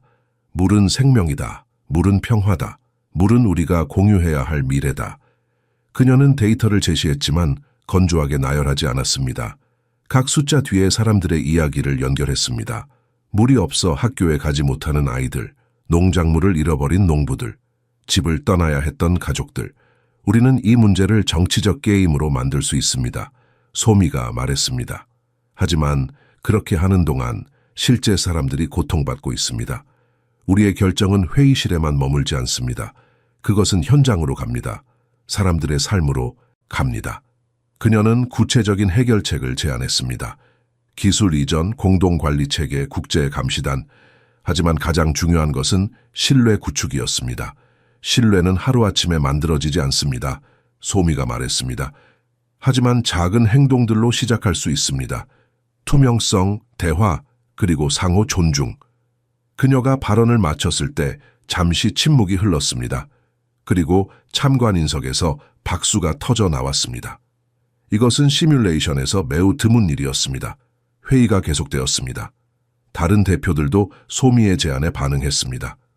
도유는 서방 국가들을 대표했는데 처음에는 회의적이었지만 점차 소미의 논리에 동의했습니다. 협상이 진행되면서 소미는 중재자 역할을 하게 되었습니다. 서로 다른 입장들을 연결하고 공통점을 찾고 타협안을 제시했습니다. 그녀의 문화적 감수성과 언어 능력이 빛을 발했습니다. 한 참관인이 다른 사람에게 속삭였습니다. 저 학생 몇 살이지? 중학생이라고 들었습니다. 믿을 수 없군. 베테랑 외교관 같은데. 시뮬레이션이 끝났을 때 모든 대표들이 공동 성명서에 서명했습니다. 이것은 완벽한 합의는 아니었지만 실질적인 진전이었습니다. 평가 시간이 왔습니다. 김 교수가 일어서서 총평을 했습니다. 오늘 우리는 미래의 외교관들을 보았습니다. 특히 한 학생은 뛰어난 성숙함과 통찰력을 보여주었습니다. 그는 소미를 보았습니다. 이소미 학생, 당신은 단순히 역할을 수행한 게 아니라 실제로 문제를 이해하고 해결하려 했습니다. 이것이 진정한 외교입니다. 소미는 얼굴이 빨개졌습니다. 하지만 내면에서는 자긍심이 솟아올랐습니다. 저녁 식사 시간에 도윤이 그녀에게 다가왔습니다. 미안해, 그가 말했습니다. 너를 과소평가했어. 너 정말 대단해. 고마워. 소미가 미소 지었습니다. 너도 잘했어. 하지만 너만큼은 아니야. 도윤이 솔직하게 인정했습니다. 너는 특별한 뭔가가 있어. 프로그램이 끝나갈 무렵 한 참관인이 소미를 따로 불렀습니다. 그는 국가정보원 소속이었습니다. 이소미 양. 그가 명함을 건네며 말했습니다. 우리는 당신 같은 재능에 관심이 있습니다. 소미는 명함을 받았습니다. 무슨 뜻인가요? 대학을 졸업한 후 우리 기관에서 일할 생각이 있으신가요? 당신의 언어 능력, 문화적 이해, 분석력은 매우 귀중합니다. 소미는 놀랐습니다. 정보원, 그녀는 생각해 본 적이 없었습니다. 지금 결정하실 필요는 없습니다. 그가 말했습니다. 하지만 가능성을 열어두세요. 우리는 당신을 지켜볼 것입니다. 그날 밤 소미는 할머니에게 전화했습니다. 모든 것을 이야기했습니다. 시뮬레이션, 칭찬, 그리고 국정원의 제안. 할머니, 저 어떻게 해야 할까요? 소미가 물었습니다. 아가야, 그건 네가 결정할 일이야. 할머니가 부드럽게 말했습니다. 하지만 기억해, 네가 선택하는 길은 네 길이어야 해. 다른 사람의 기대 때문이 아니라 네 마음이 이끄는 곳으로 가야 해. 제 마음은 소미가 멈췄습니다. 정말로 그녀의 마음은 무엇을 원할까요? 천천히 생각해, 할머니가 말했습니다. 아직 시간이 있어. 서두를 필요 없어. 소미는 고개를 끄덕였습니다. 할머니의 말이 옳았습니다. 그녀는 아직 어렸습니다. 미래는 열려 있었습니다. 프로그램의 마지막 날 수료식이 있었습니다. 소미는 최우수상을 받았습니다. 트로피를 받으며 그녀는 관객석을 보았습니다. 강민재가 와 있었습니다. 행사가 끝난 후 그가 소미에게 다가왔습니다. 축하해요, 소미 양. 정말 자랑스럽습니다. 회장님 오실 줄 몰랐어요. 소미가 놀라며 말했습니다. 당신의 중요한 날인데 안 올 수가 없죠. 그가 미소 지었습니다. 당신은 제 기대를 훨씬 뛰어넘었어요. 이제 당신은 더 이상 제가 구한 소녀가 아니에요. 당신은 스스로의 힘으로 빛나는 사람이에요. 고등학교를 우수한 성적으로 졸업한 소미는 국제관계학과에 전액 장학금으로 입학했습니다. 대학 생활은 새로운 세계였습니다. 더 넓은 자유, 더 깊은 학문, 그리고 더 다양한 사람들이 있었습니다. 입학 첫 학기에 그녀는 중동학 동아리에 가입했습니다. 그곳에서 실제 중동에서 온 유학생들을 만났습니다. 사우디아라비아, 요르단, 이집트 출신의 학생들이었습니다. 내 아랍어 발음이 정말 좋네. 사우디 학생인 파리드가 놀라며 말했습니다. 어디서 배웠어? 할머니에게서 기초를 배웠고 그 후로 계속 공부했어요. 소미가 설명했습니다. 할머니가 아랍인이야? 요르단 학생 라니아가 물었습니다. 아니요, 하지만 중동에서 오래 일하셨어요. 소미가 대답했습니다. 그들과의 대화는 소미에게 새로운 시각을 열어주었습니다. 책에서 배운 것과 실제 사람들의 경험은 달랐습니다. 그녀는 더 많이 듣고 더 많이 배우려 했습니다. 2학년이 되자 강민재의 지원으로 소미는 국제교환 프로그램에 참가할 기회를 얻었습니다. 목적지는 요르단의 암만이었습니다. 6개월간의 연수였습니다. 공항에서 할머니와 이별하는 순간은 힘들었습니다. 할머니는 많이 늙어 보였습니다. 주름이 깊어졌고 움직임이 느려졌습니다. 할머니, 괜찮으실 거예요? 소미가 걱정스럽게 물었습니다. 아가야, 나는 전쟁도 견뎠단다. 할머니가 미소 지었습니다. 6개월쯤이야 아무것도 아니야. 가서 세상을 배워와. 매일 전화할게요. 알아. 하지만 너무 걱정하지 마. 네 경험에 집중해. 비행기가 이륙했을 때 소미는 창밖을 바라보았습니다. 서울이 점점 작아졌습니다. 그녀의 고향, 그녀의 뿌리가 멀어졌습니다. 하지만 동시에 새로운 세계가 그녀를 기다리고 있었습니다. 암만에 도착했을 때 공기부터 달랐습니다. 건조하고 따뜻했습니다. 거리의 소리, 사람들의 옷차림, 건물의 색깔, 모든 것이 새로웠습니다. 호스트 대학에서 그녀를 환영했습니다. 소미는 기숙사에 배정되었고 룸메이트는 팔레스타인 출신의 여학생 살마였습니다. 한국에서 왔다고? 살마가 호기심 어린 눈으로 물었습니다. 여기까지 오다니 대단한데 아랍어 할 줄 알아? 소미는 아랍어로 대답했습니다. 네, 배웠어요. 아직 완벽하지 않지만요. 살마의 눈이 커졌습니다. 와, 정말 잘하네. 우리 친해질 것 같아.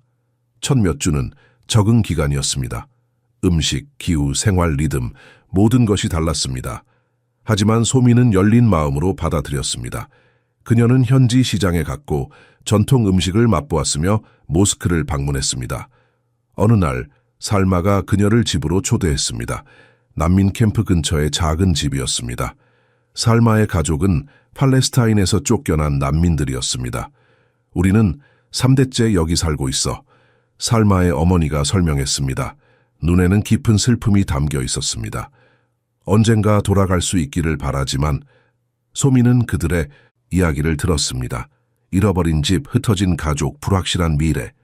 그녀는 책에서 읽은 통계와 숫자 뒤에 있는 진짜 사람들을 보았습니다. 미안해요. 소미가 말했습니다. 무엇을 더 말해야 할지 몰랐습니다. 내 잘못이 아니야. 살마가 그녀의 손을 잡았습니다. 하지만 네가 이해하려고 하는 게 고마워. 많은 사람들이 우리를 그냥 숫자로만 봐. 그 경험은 소미를 깊이 변화시켰습니다. 그녀는 국제관계가 단순히 정책과 전략만이 아니라는 것을 깨달았습니다. 그것은 사람들에 관한 것이었습니다. 진짜 사람들, 진짜 고통, 진짜 희망. 대학에서 그녀는 난민 지원 프로젝트에 참여했습니다. 언어 수업을 가르치고 문서 작업을 도왔으며 아이들과 놀아주었습니다. 그녀의 한국어와 영어 실력이 유용했습니다.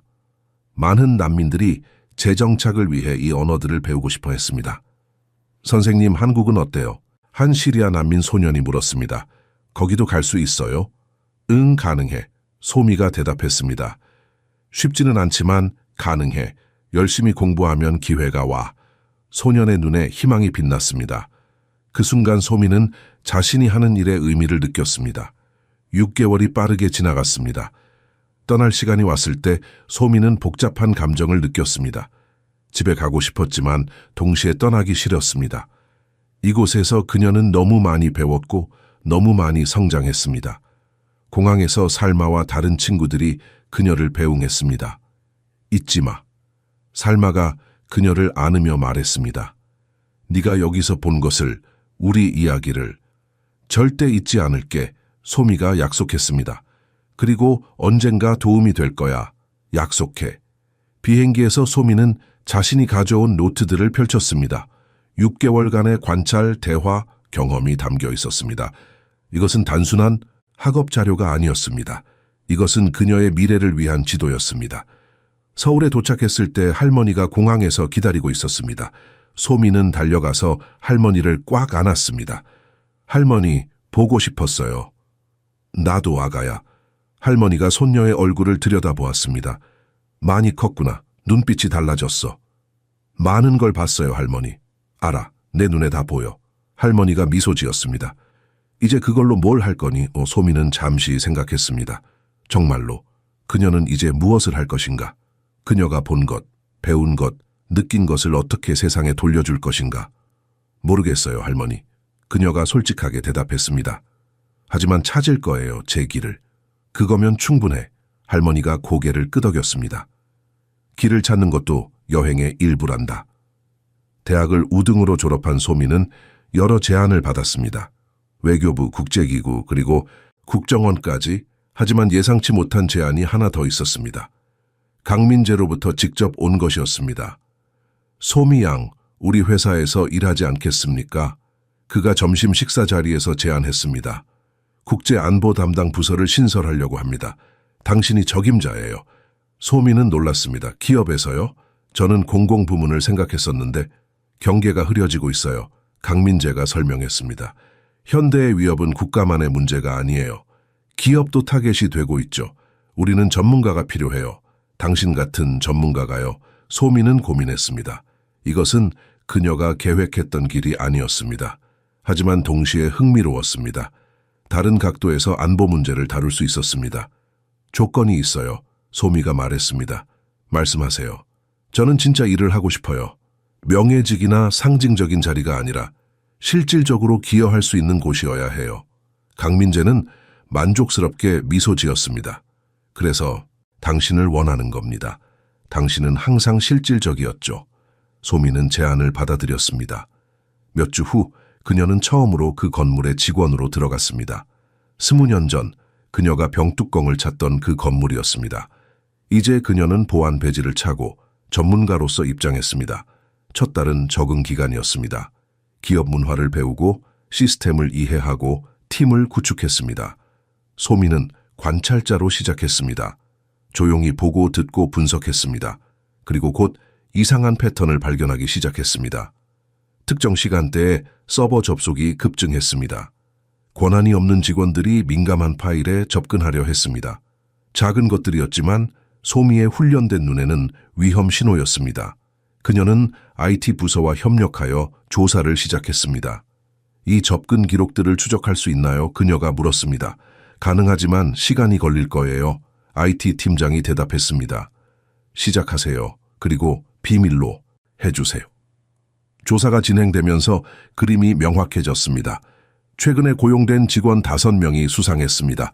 그들의 배경 조사는 깨끗했지만 행동 패턴이 이상했습니다. 자주 함께 점심을 먹고 업무 시간 외에 사무실에 남아 있었으며 필요 이상으로 회사 시스템에 관심을 보였습니다. 소미는 세밀한 감시를 요청했습니다.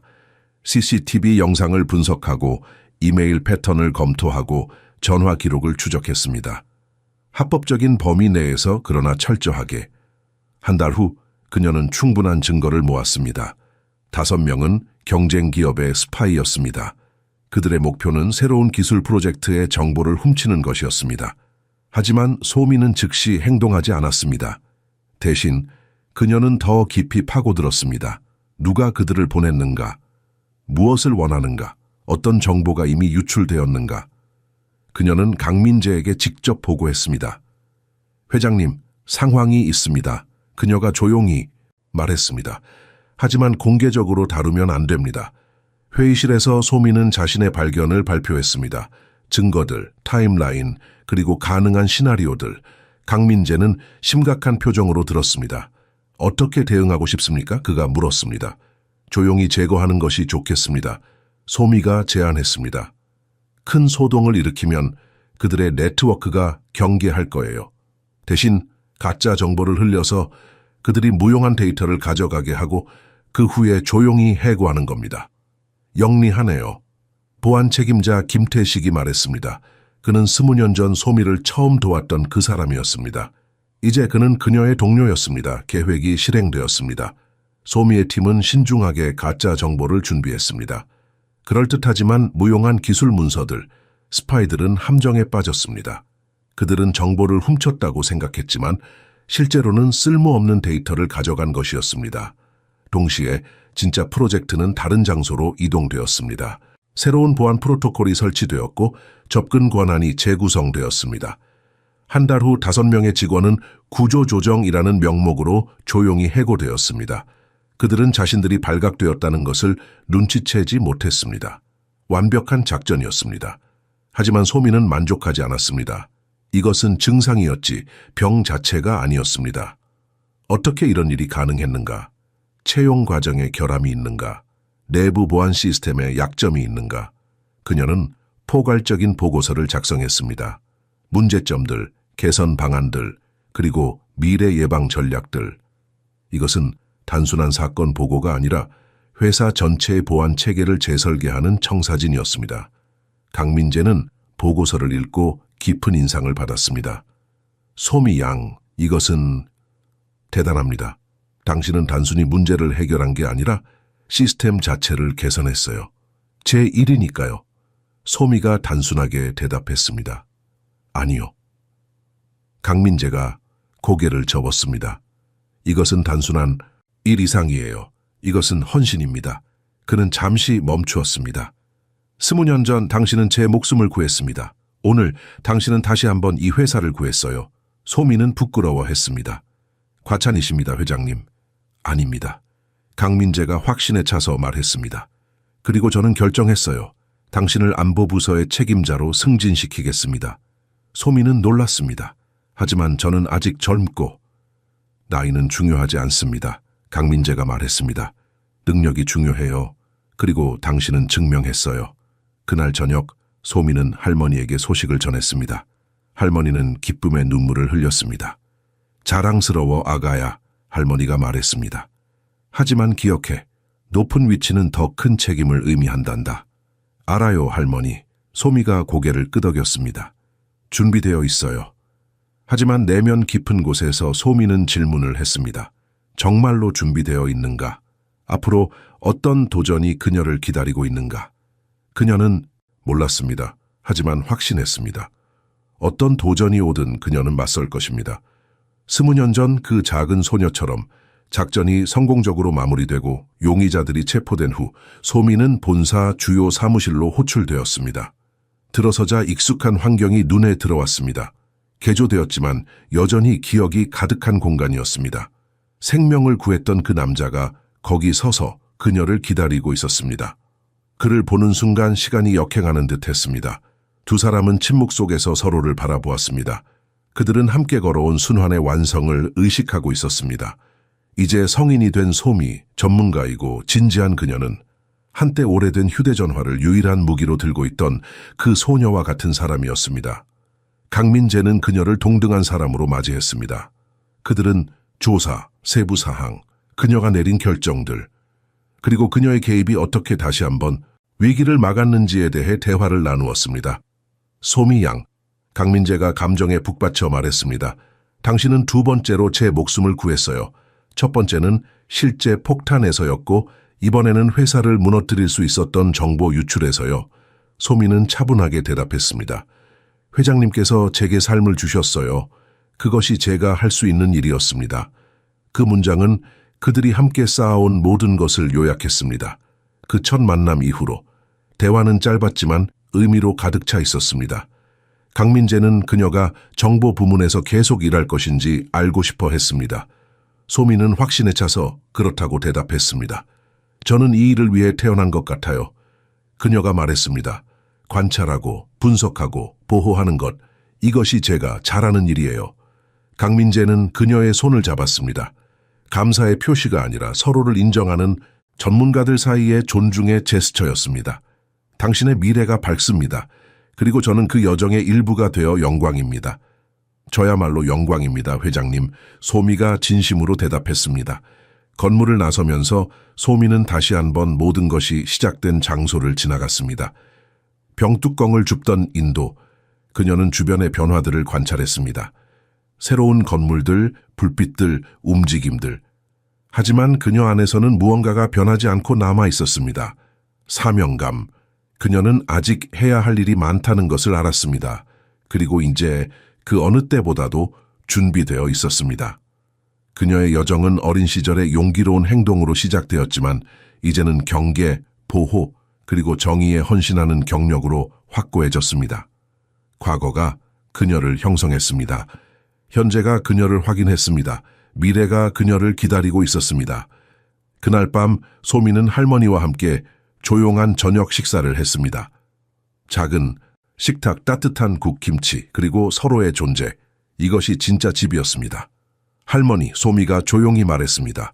오늘 강 회장님을 만났어요. 그래? 할머니가 밥을 떠먹이며 물었습니다. 무슨 일이었니? 소미는 모든 것을 이야기했습니다.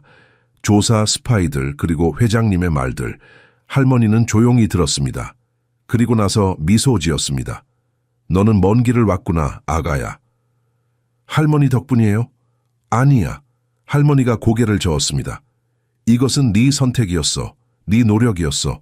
나는 단지 옆에 있었을 뿐이야. 그게 가장 중요한 거예요, 할머니. 소미의 눈에 눈물이 맺혔습니다. 할머니가 항상 옆에 있어 주셔서요. 두 사람은 잠시 침묵 속에 앉아 있었습니다. 말이 필요 없는 순간이었습니다. 소미야, 할머니가 마침내 말했습니다. 나는 이제 늙었어. 오래 못 갈 거야. 할머니, 소미가 항의했습니다. 듣거라. 할머니가 부드럽지만 단호하게 말했습니다. 나는 현실을 직시해야 해. 그리고 너도 마찬가지야. 소미의 가슴이 조여들었습니다. 하지만 나는 행복해. 할머니가 계속했습니다. 너를 키우면서 네가 이렇게 성장하는 걸 보면서 나는 내 인생의 목적을 완수했어. 할머니는 제 인생의 전부예요. 나는 내 과거야. 할머니가 말했습니다. 하지만 너는 내 미래야. 그리고 그 미래는 밝단다. 소미는 울었습니다. 하지만 이것은 슬픔의 눈물만이 아니었습니다. 감사의 눈물이기도 했습니다. 다음 날 소미는 사무실로 돌아왔습니다. 그녀의 책상 위에는 새로운 보안 배지가 놓여 있었습니다. 이소미 안보부서 책임자. 그녀는 배지를 들어 올리고 빛에 비춰 보았습니다. 이것은 단순한 직함이 아니었습니다. 이것은 책임이었습니다. 그리고 그녀는 그것을 받아들일 준비가 되어 있었습니다. 동료들이 축하했습니다. 김태식도 왔습니다. 소미 양 축하합니다. 20년 전 그 작은 소녀를 봤을 때 이렇게 될 줄은 상상도 못했어요. 저도요. 소미가 웃었습니다. 하지만 인생은 예측할 수 없는 거니까요. 맞습니다. 김태식이 고개를 끄덕였습니다. 그리고 당신은 그 예측 불가능함을 잘 다뤘어요. 그날 오후 소미는 자신의 새 사무실로 갔습니다. 창문에서 서울의 정령이 보였습니다. 거대한 도시, 수백만 명의 사람들, 끝없는 가능성들. 그녀는 목에 걸린 나침반 목걸이를 만졌습니다. 여전히 거기 있었습니다. 올바른 방향을 가리키는 나침반. 어디로 가야 할까? 그녀가 조용히 자문했습니다. 하지만 그녀는 이미 알고 있었습니다. 앞으로, 항상 앞으로. 보호해야 할 사람들이 있었습니다. 막아야 할 위협들이 있었습니다. 해야 할 일들이 있었습니다. 소미는 미소 지었습니다. 그녀는 준비되어 있었습니다. 책상 위에 첫 번째 보고서가 도착했습니다. 긴급 새로운 사이버 위협 탐지. 그녀는 파일을 열었습니다. 일은 멈추지 않았습니다. 그리고 그녀도 멈추지 않을 것입니다. 이것이 이소미였습니다. 한때 병뚜껑을 줍던 소녀, 이제 국가와 기업을 보호하는 전문가. 그녀의 이야기는 계속될 것입니다. 왜냐하면 보호해야 할 세상이 여전히 있었기 때문입니다. 그리고 소미는 항상 그곳에 있을 것입니다. 보이지 않는 곳에서 조용히 하지만 확실하게 나침반이 올바른 방향을 가리키는 한 시간은 빠르게 흘렀습니다. 소미가 49살이 되었을 때 그녀의 경력은 새로운 정점에 도달했습니다. 국가정보원의 주요 부서 중 하나의 국장이 된 것입니다. 수십 년간의 헌신적인 업무, 윤리적 결정들, 그리고 조용한 용기가 인정받은 결과였습니다. 그녀는 지름길을 택하지 않았습니다. 오직 순수한 능력으로 그 자리에 올랐습니다. 하지만 그 자리에 앉으면서 소미는 단순히 위협을 막는 것 이상을 원했습니다. 그녀는 예방하고 싶었습니다. 어느 날 아침, 그녀는 회의실에 참모진을 모았습니다. 새로운 프로젝트를 제안하고 싶습니다. 그녀가 시작했습니다. 화면에 프레젠테이션이 떴습니다. 주의 깊은 눈이라는 프로그램입니다. 참모들이 호기심 어린 눈으로 지켜봤습니다. 이것은 전국적인 교육 프로그램입니다. 소미가 설명했습니다. 목표는 어린이들에게 주변 세상을 관찰하고 직감을 믿고 책임감 있게 행동하는 법을 가르치는 것입니다. 두려움에 관한 것이 아니라 인식에 관한 것입니다. 한 참모가 손을 들었습니다. 국장님, 이것은 정보기관의 전통적인 역할을 벗어나는 것 같은데요? 맞습니다. 소미가 고개를 끄덕였습니다. 하지만 시대가 변했습니다. 위협도 변했고요. 우리는 단순히 반응하는 것을 넘어서야 합니다. 사회 전체를 우리의 눈과 귀로 만들어야 합니다. 하지만 두려움이 아니라 책임감으로요. 그녀는 자신의 이야기를 꺼냈습니다. 처음으로 공개적으로 25년 전 6살 소녀가 어떻게 관찰하고 듣고 행동했는지, 그리고 그것이 어떻게 생명을 구했는지. 회의실이 조용해졌습니다. 많은 사람들이 그 유명한 사건에 대해 들었지만 그 소녀가 바로 그들의 국장이라는 것을 몰랐습니다. 저는 특별하지 않았습니다. 소미가 말했습니다. 저는 단지 주의를 기울였을 뿐입니다. 그리고 제가 할 수 있는 일을 했을 뿐입니다. 우리가 모든 어린이들에게 같은 능력을 줄 수 있다면 상상해 보세요. 프로젝트는 승인되었습니다. 몇 달간의 준비 끝에 주의 깊은 눈 프로그램이 전국적으로 시작되었습니다. 학교들이 프로그램에 통합되었습니다. 훈련받은 공무원들이 워크숍을 진행했고 교사들이 교육을 받았으며 학생들이 배웠습니다. 의심스러운 행동을 균형감과 명확성으로 식별하는 방법을 배웠습니다. 소미는 직접 일부 학교를 방문했습니다. 비밀을 드러내지 않고 자신의 경험을 공유하면서 주의력이 생명을 구할 수 있다는 것을 보여주었습니다. 여러분은 슈퍼히어로가 될 필요가 없어요. 그녀가 한 초등학교에서 말했습니다. 단지 주의를 기울이면 됩니다. 무언가 이상하다고 느껴지면 믿을 수 있는 어른에게 말하세요. 그게 전부예요. 아이들의 눈이 반짝였습니다. 그들은 중요하다고 느꼈습니다. 무언가에 기여할 수 있다고 느꼈습니다. 프로그램의 영향은 즉각적이었습니다. 작은 보안 사건들이 제때에 식별되었습니다. 그리고 나서 가장 놀라운 일이 일어났습니다. 9살 소녀 최아라가 해군 기지 근처에서 두 남자가 사진을 찍는 것을 보았습니다. 무언가 이상하다고 느꼈습니다. 그녀는 할머니에게 말했습니다. 할머니는 경찰에 신고했습니다. 당국이 출동했습니다. 조사 후 정보 유출 계획이 발각되었습니다. 아라의 관찰이 큰 문제를 막았습니다. 소미가 보고서를 읽었을 때 강렬한 데자뷰를 느꼈습니다. 이것은 그녀의 이야기가 반복되는 것이었습니다. 하지만 이번에는 그녀가 가능하게 만든 것이었습니다. 그녀는 즉시 아라와 할머니를 만나기로 했습니다. 만남은 조용한 사무실에서 이루어졌습니다. 아라는 수줍었지만 눈에는 결단력이 있었습니다.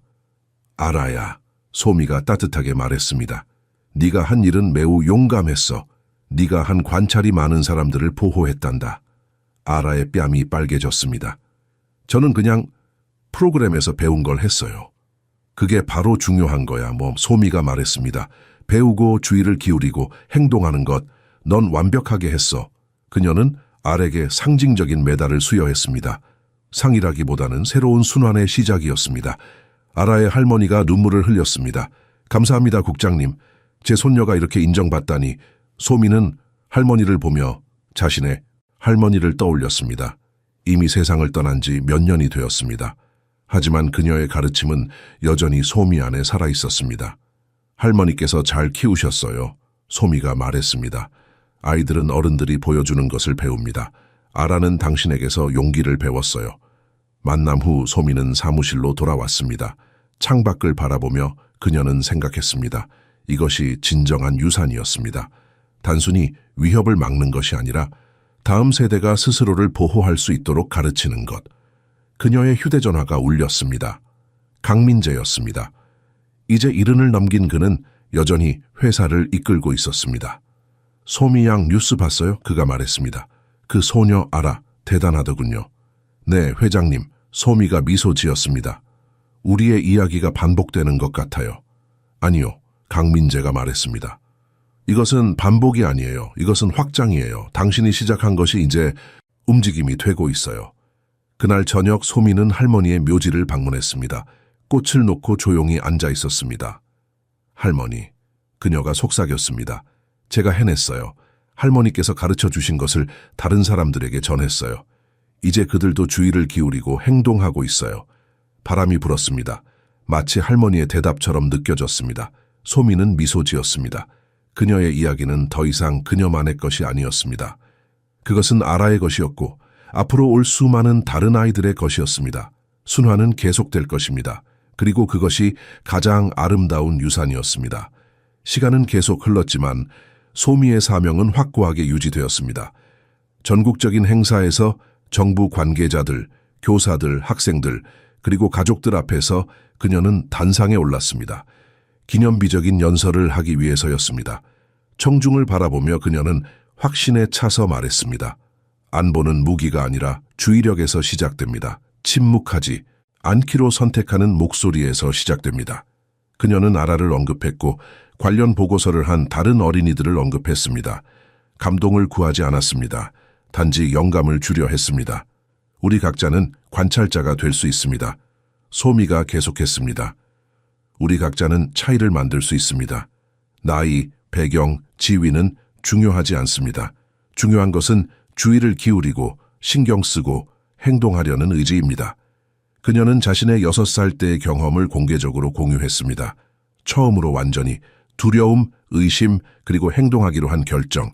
청중은 숨죽여 들었습니다. 저는 특별한 훈련이 없었습니다. 이 소미가 말했습니다. 저는 단지 할머니의 가르침이 있었습니다. 주의를 기울이라, 옳은 일을 하라, 침묵하지 말라. 그리고 그것이 모든 것을 바꿨습니다. 연설이 끝났을 때 청중은 일어나 박수를 보냈습니다. 가족들이 그녀에게 감사했고 교사들이 그녀를 축하했으며 학생들이 질문으로 그녀를 둘러쌌습니다. 한 소년이 물었습니다. 국장님, 무서우셨어요? 그때 소미는 무릎을 꿇고 그의 눈높이에 맞췄습니다. 정말 무서웠어. 하지만 용기라는 건 두려움이 없는 게 아니야. 두려움에도 불구하고 행동하는 거란다. 소녀는 고개를 끄덕였습니다. 이해한 것 같았습니다. 한 소녀가 물었습니다. 저도 국장님처럼 될 수 있어요. 넌 이미 시작했어. 소미가 미소 지었습니다. 여기 있고 배우고 질문하는 것으로 계속해 나가기만 하면 돼. 사무실로 돌아와서 소미는 서랍을 열었습니다. 오래된 휴대전화가 거기 있었습니다. 25년 전 그녀가 사용했던 바로 그것. 더 이상 작동하지 않았지만 상징적이었습니다. 그것은 변화의 씨앗이었습니다. 그녀는 은근히 미소 지으며 다시 보관했습니다. 이제 그것은 단순한 물건이 아니었습니다. 그것은 기억이었고 교훈이었으며 시작이었습니다. 그녀가 이끄는 기관은 이제 어린이들로부터 어느 때보다 많은 신고를 받았습니다. 대부분은 무해했지만 일부는 심각했습니다. 그리고 각각은 요점이 매일 세상을 구하는 것이 아니라 누군가가 시도할 수 있고 시도해야 한다는 것을 아는 것임을 증명했습니다. 소미는 모든 위협의 끝을 보지 못할 것임을 알았습니다. 하지만 그녀의 유산이 세계 곳곳에 더 많은 주의 깊은 눈을 보장할 것임도 알았습니다. 그리고 아마도 바로 그 순간 다른 어린이가 행동하려 하고 있었습니다. 무언가 이상한 것을 알아차리고 다른 사람들이 보지 못하는 것을 말하려 하고 있었습니다. 그리고 그 일이 일어났을 때 소미는 자신의 사명을 완수했다는 것을 알 것입니다. 경계를 교육으로 변화시키고 두려움을 용기로, 침묵을 행동으로 바꾸었다는 것을. 저녁에 소미는 자신의 아파트 발코니에 서 있었습니다. 서울의 불빛이 끝없이 펼쳐져 있었습니다. 이 도시에서 수백만 명이 살고 일하고 꿈꾸고 있었습니다. 그들 각자는 이야기를 가지고 있었습니다. 그녀는 자신의 이야기가 한때 병뚜껑을 찾던 가난한 소녀에서 국가를 보호하는 국장이 되기까지의 여정이었다고 생각했습니다. 하지만 이것은 단지 그녀의 이야기가 아니었습니다. 이것은 할머니의 이야기였습니다. 할머니의 지혜와 사랑. 이것은 강민재의 이야기였습니다. 그의 신뢰와 지원. 이것은 그녀가 만난 모든 교사, 멘토, 동료의 이야기였습니다. 그리고 이제 이것은 아라와 다른 모든 어린이들의 이야기였습니다. 주의를 기울이고 행동하고 차이를 만드는 법을 배우는 아이들. 소미의 휴대전화가 울렸습니다. 새로운 보고서였습니다. 긴급, 의심스러운 활동 신고, 청소년 관찰자. 그녀는 미소 지었습니다. 시스템이 작동하고 있었습니다. 새로운 세대가 깨어 있었습니다. 그녀는 보고서를 열고 읽기 시작했습니다. 업무는 결코 끝나지 않았습니다. 하지만 이제 그녀는 혼자가 아니었습니다. 그녀는 수천 개의 주의 깊은 눈, 수천 개의 용감한 목소리를 가지고 있었습니다. 창밖을 마지막으로 한 번 바라보며 소미는 생각했습니다. 모든 것은 선택으로 시작되었습니다. 수년 전 행동하기로 한 한 번의 선택, 그리고 이제 그 선택 때문에 수많은 다른 목소리들이 생겨나고 있었고, 이 순환은 결코 멈추지 않을 것이었습니다. 그녀는 목에 걸린 나침반 목걸이를 만졌습니다. 여전히 거기 있었습니다. 조금 낡았지만 여전히 의미가 있었습니다. 올바른 방향. 감사합니다, 할머니. 그녀가 조용히 속삭였습니다. 제게 방향을 가르쳐 주셔서. 그리고 그 순간 그녀는 평화를 느꼈습니다. 완전하고 깊은 평화. 그녀는 자신의 인생이 의미가 있었다는 것을 알았습니다. 그녀가 차이를 만들었다는 것을, 그녀가 세상을 조금 더 안전하게 만들었다는 것을, 하지만 가장 중요한 것은 그녀가 불을 붙였다는 것이었습니다. 주의력의 불, 용기의 불, 행동의 불, 그리고 그 불은 다른 사람들에게 전달되고 있었습니다. 한 번에 한 아이씩, 한 번에 한 관찰씩, 한 번에 한 선택씩, 그리고 그것이 진정한 안보의 의미였습니다. 벽을 쌓는 것이 아니라 다리를 건설하는 것, 사람들을 가르치는 것, 미래를 준비하는 것. 소민은 사무실로 돌아갔습니다. 책상 위에는 더 많은 보고서들이 있었습니다. 더 많은 조사할 것들, 더 많은 결정할 것들, 더 많은 보호할 것들. 그녀는 미소 지으며 일을 시작했습니다. 이것이 이솜이었습니다. 한때 보이지 않던 소녀, 이제 세상을 지켜보는 눈. 그녀의 여정이 다른 사람들에게 영감을 주는 한, 그녀의 유산이 다음 세대를 보호하는 한, 그녀의 이야기는 계속될 것입니다. 왜냐하면 한 번의 선택, 수년 전 모든 것을 바꿨기 때문입니다. 그리고 이제 그렇게 많은 다른 목소리들이 생겨나면서 그 순환은 결코 멈추지 않을 것입니다. 나침반은 계속해서 올바른 방향을 가리킬 것입니다. 그리고 세상은 조금씩 더 안전해질 것입니다. 한 번에 하나의 주의 깊은 눈으로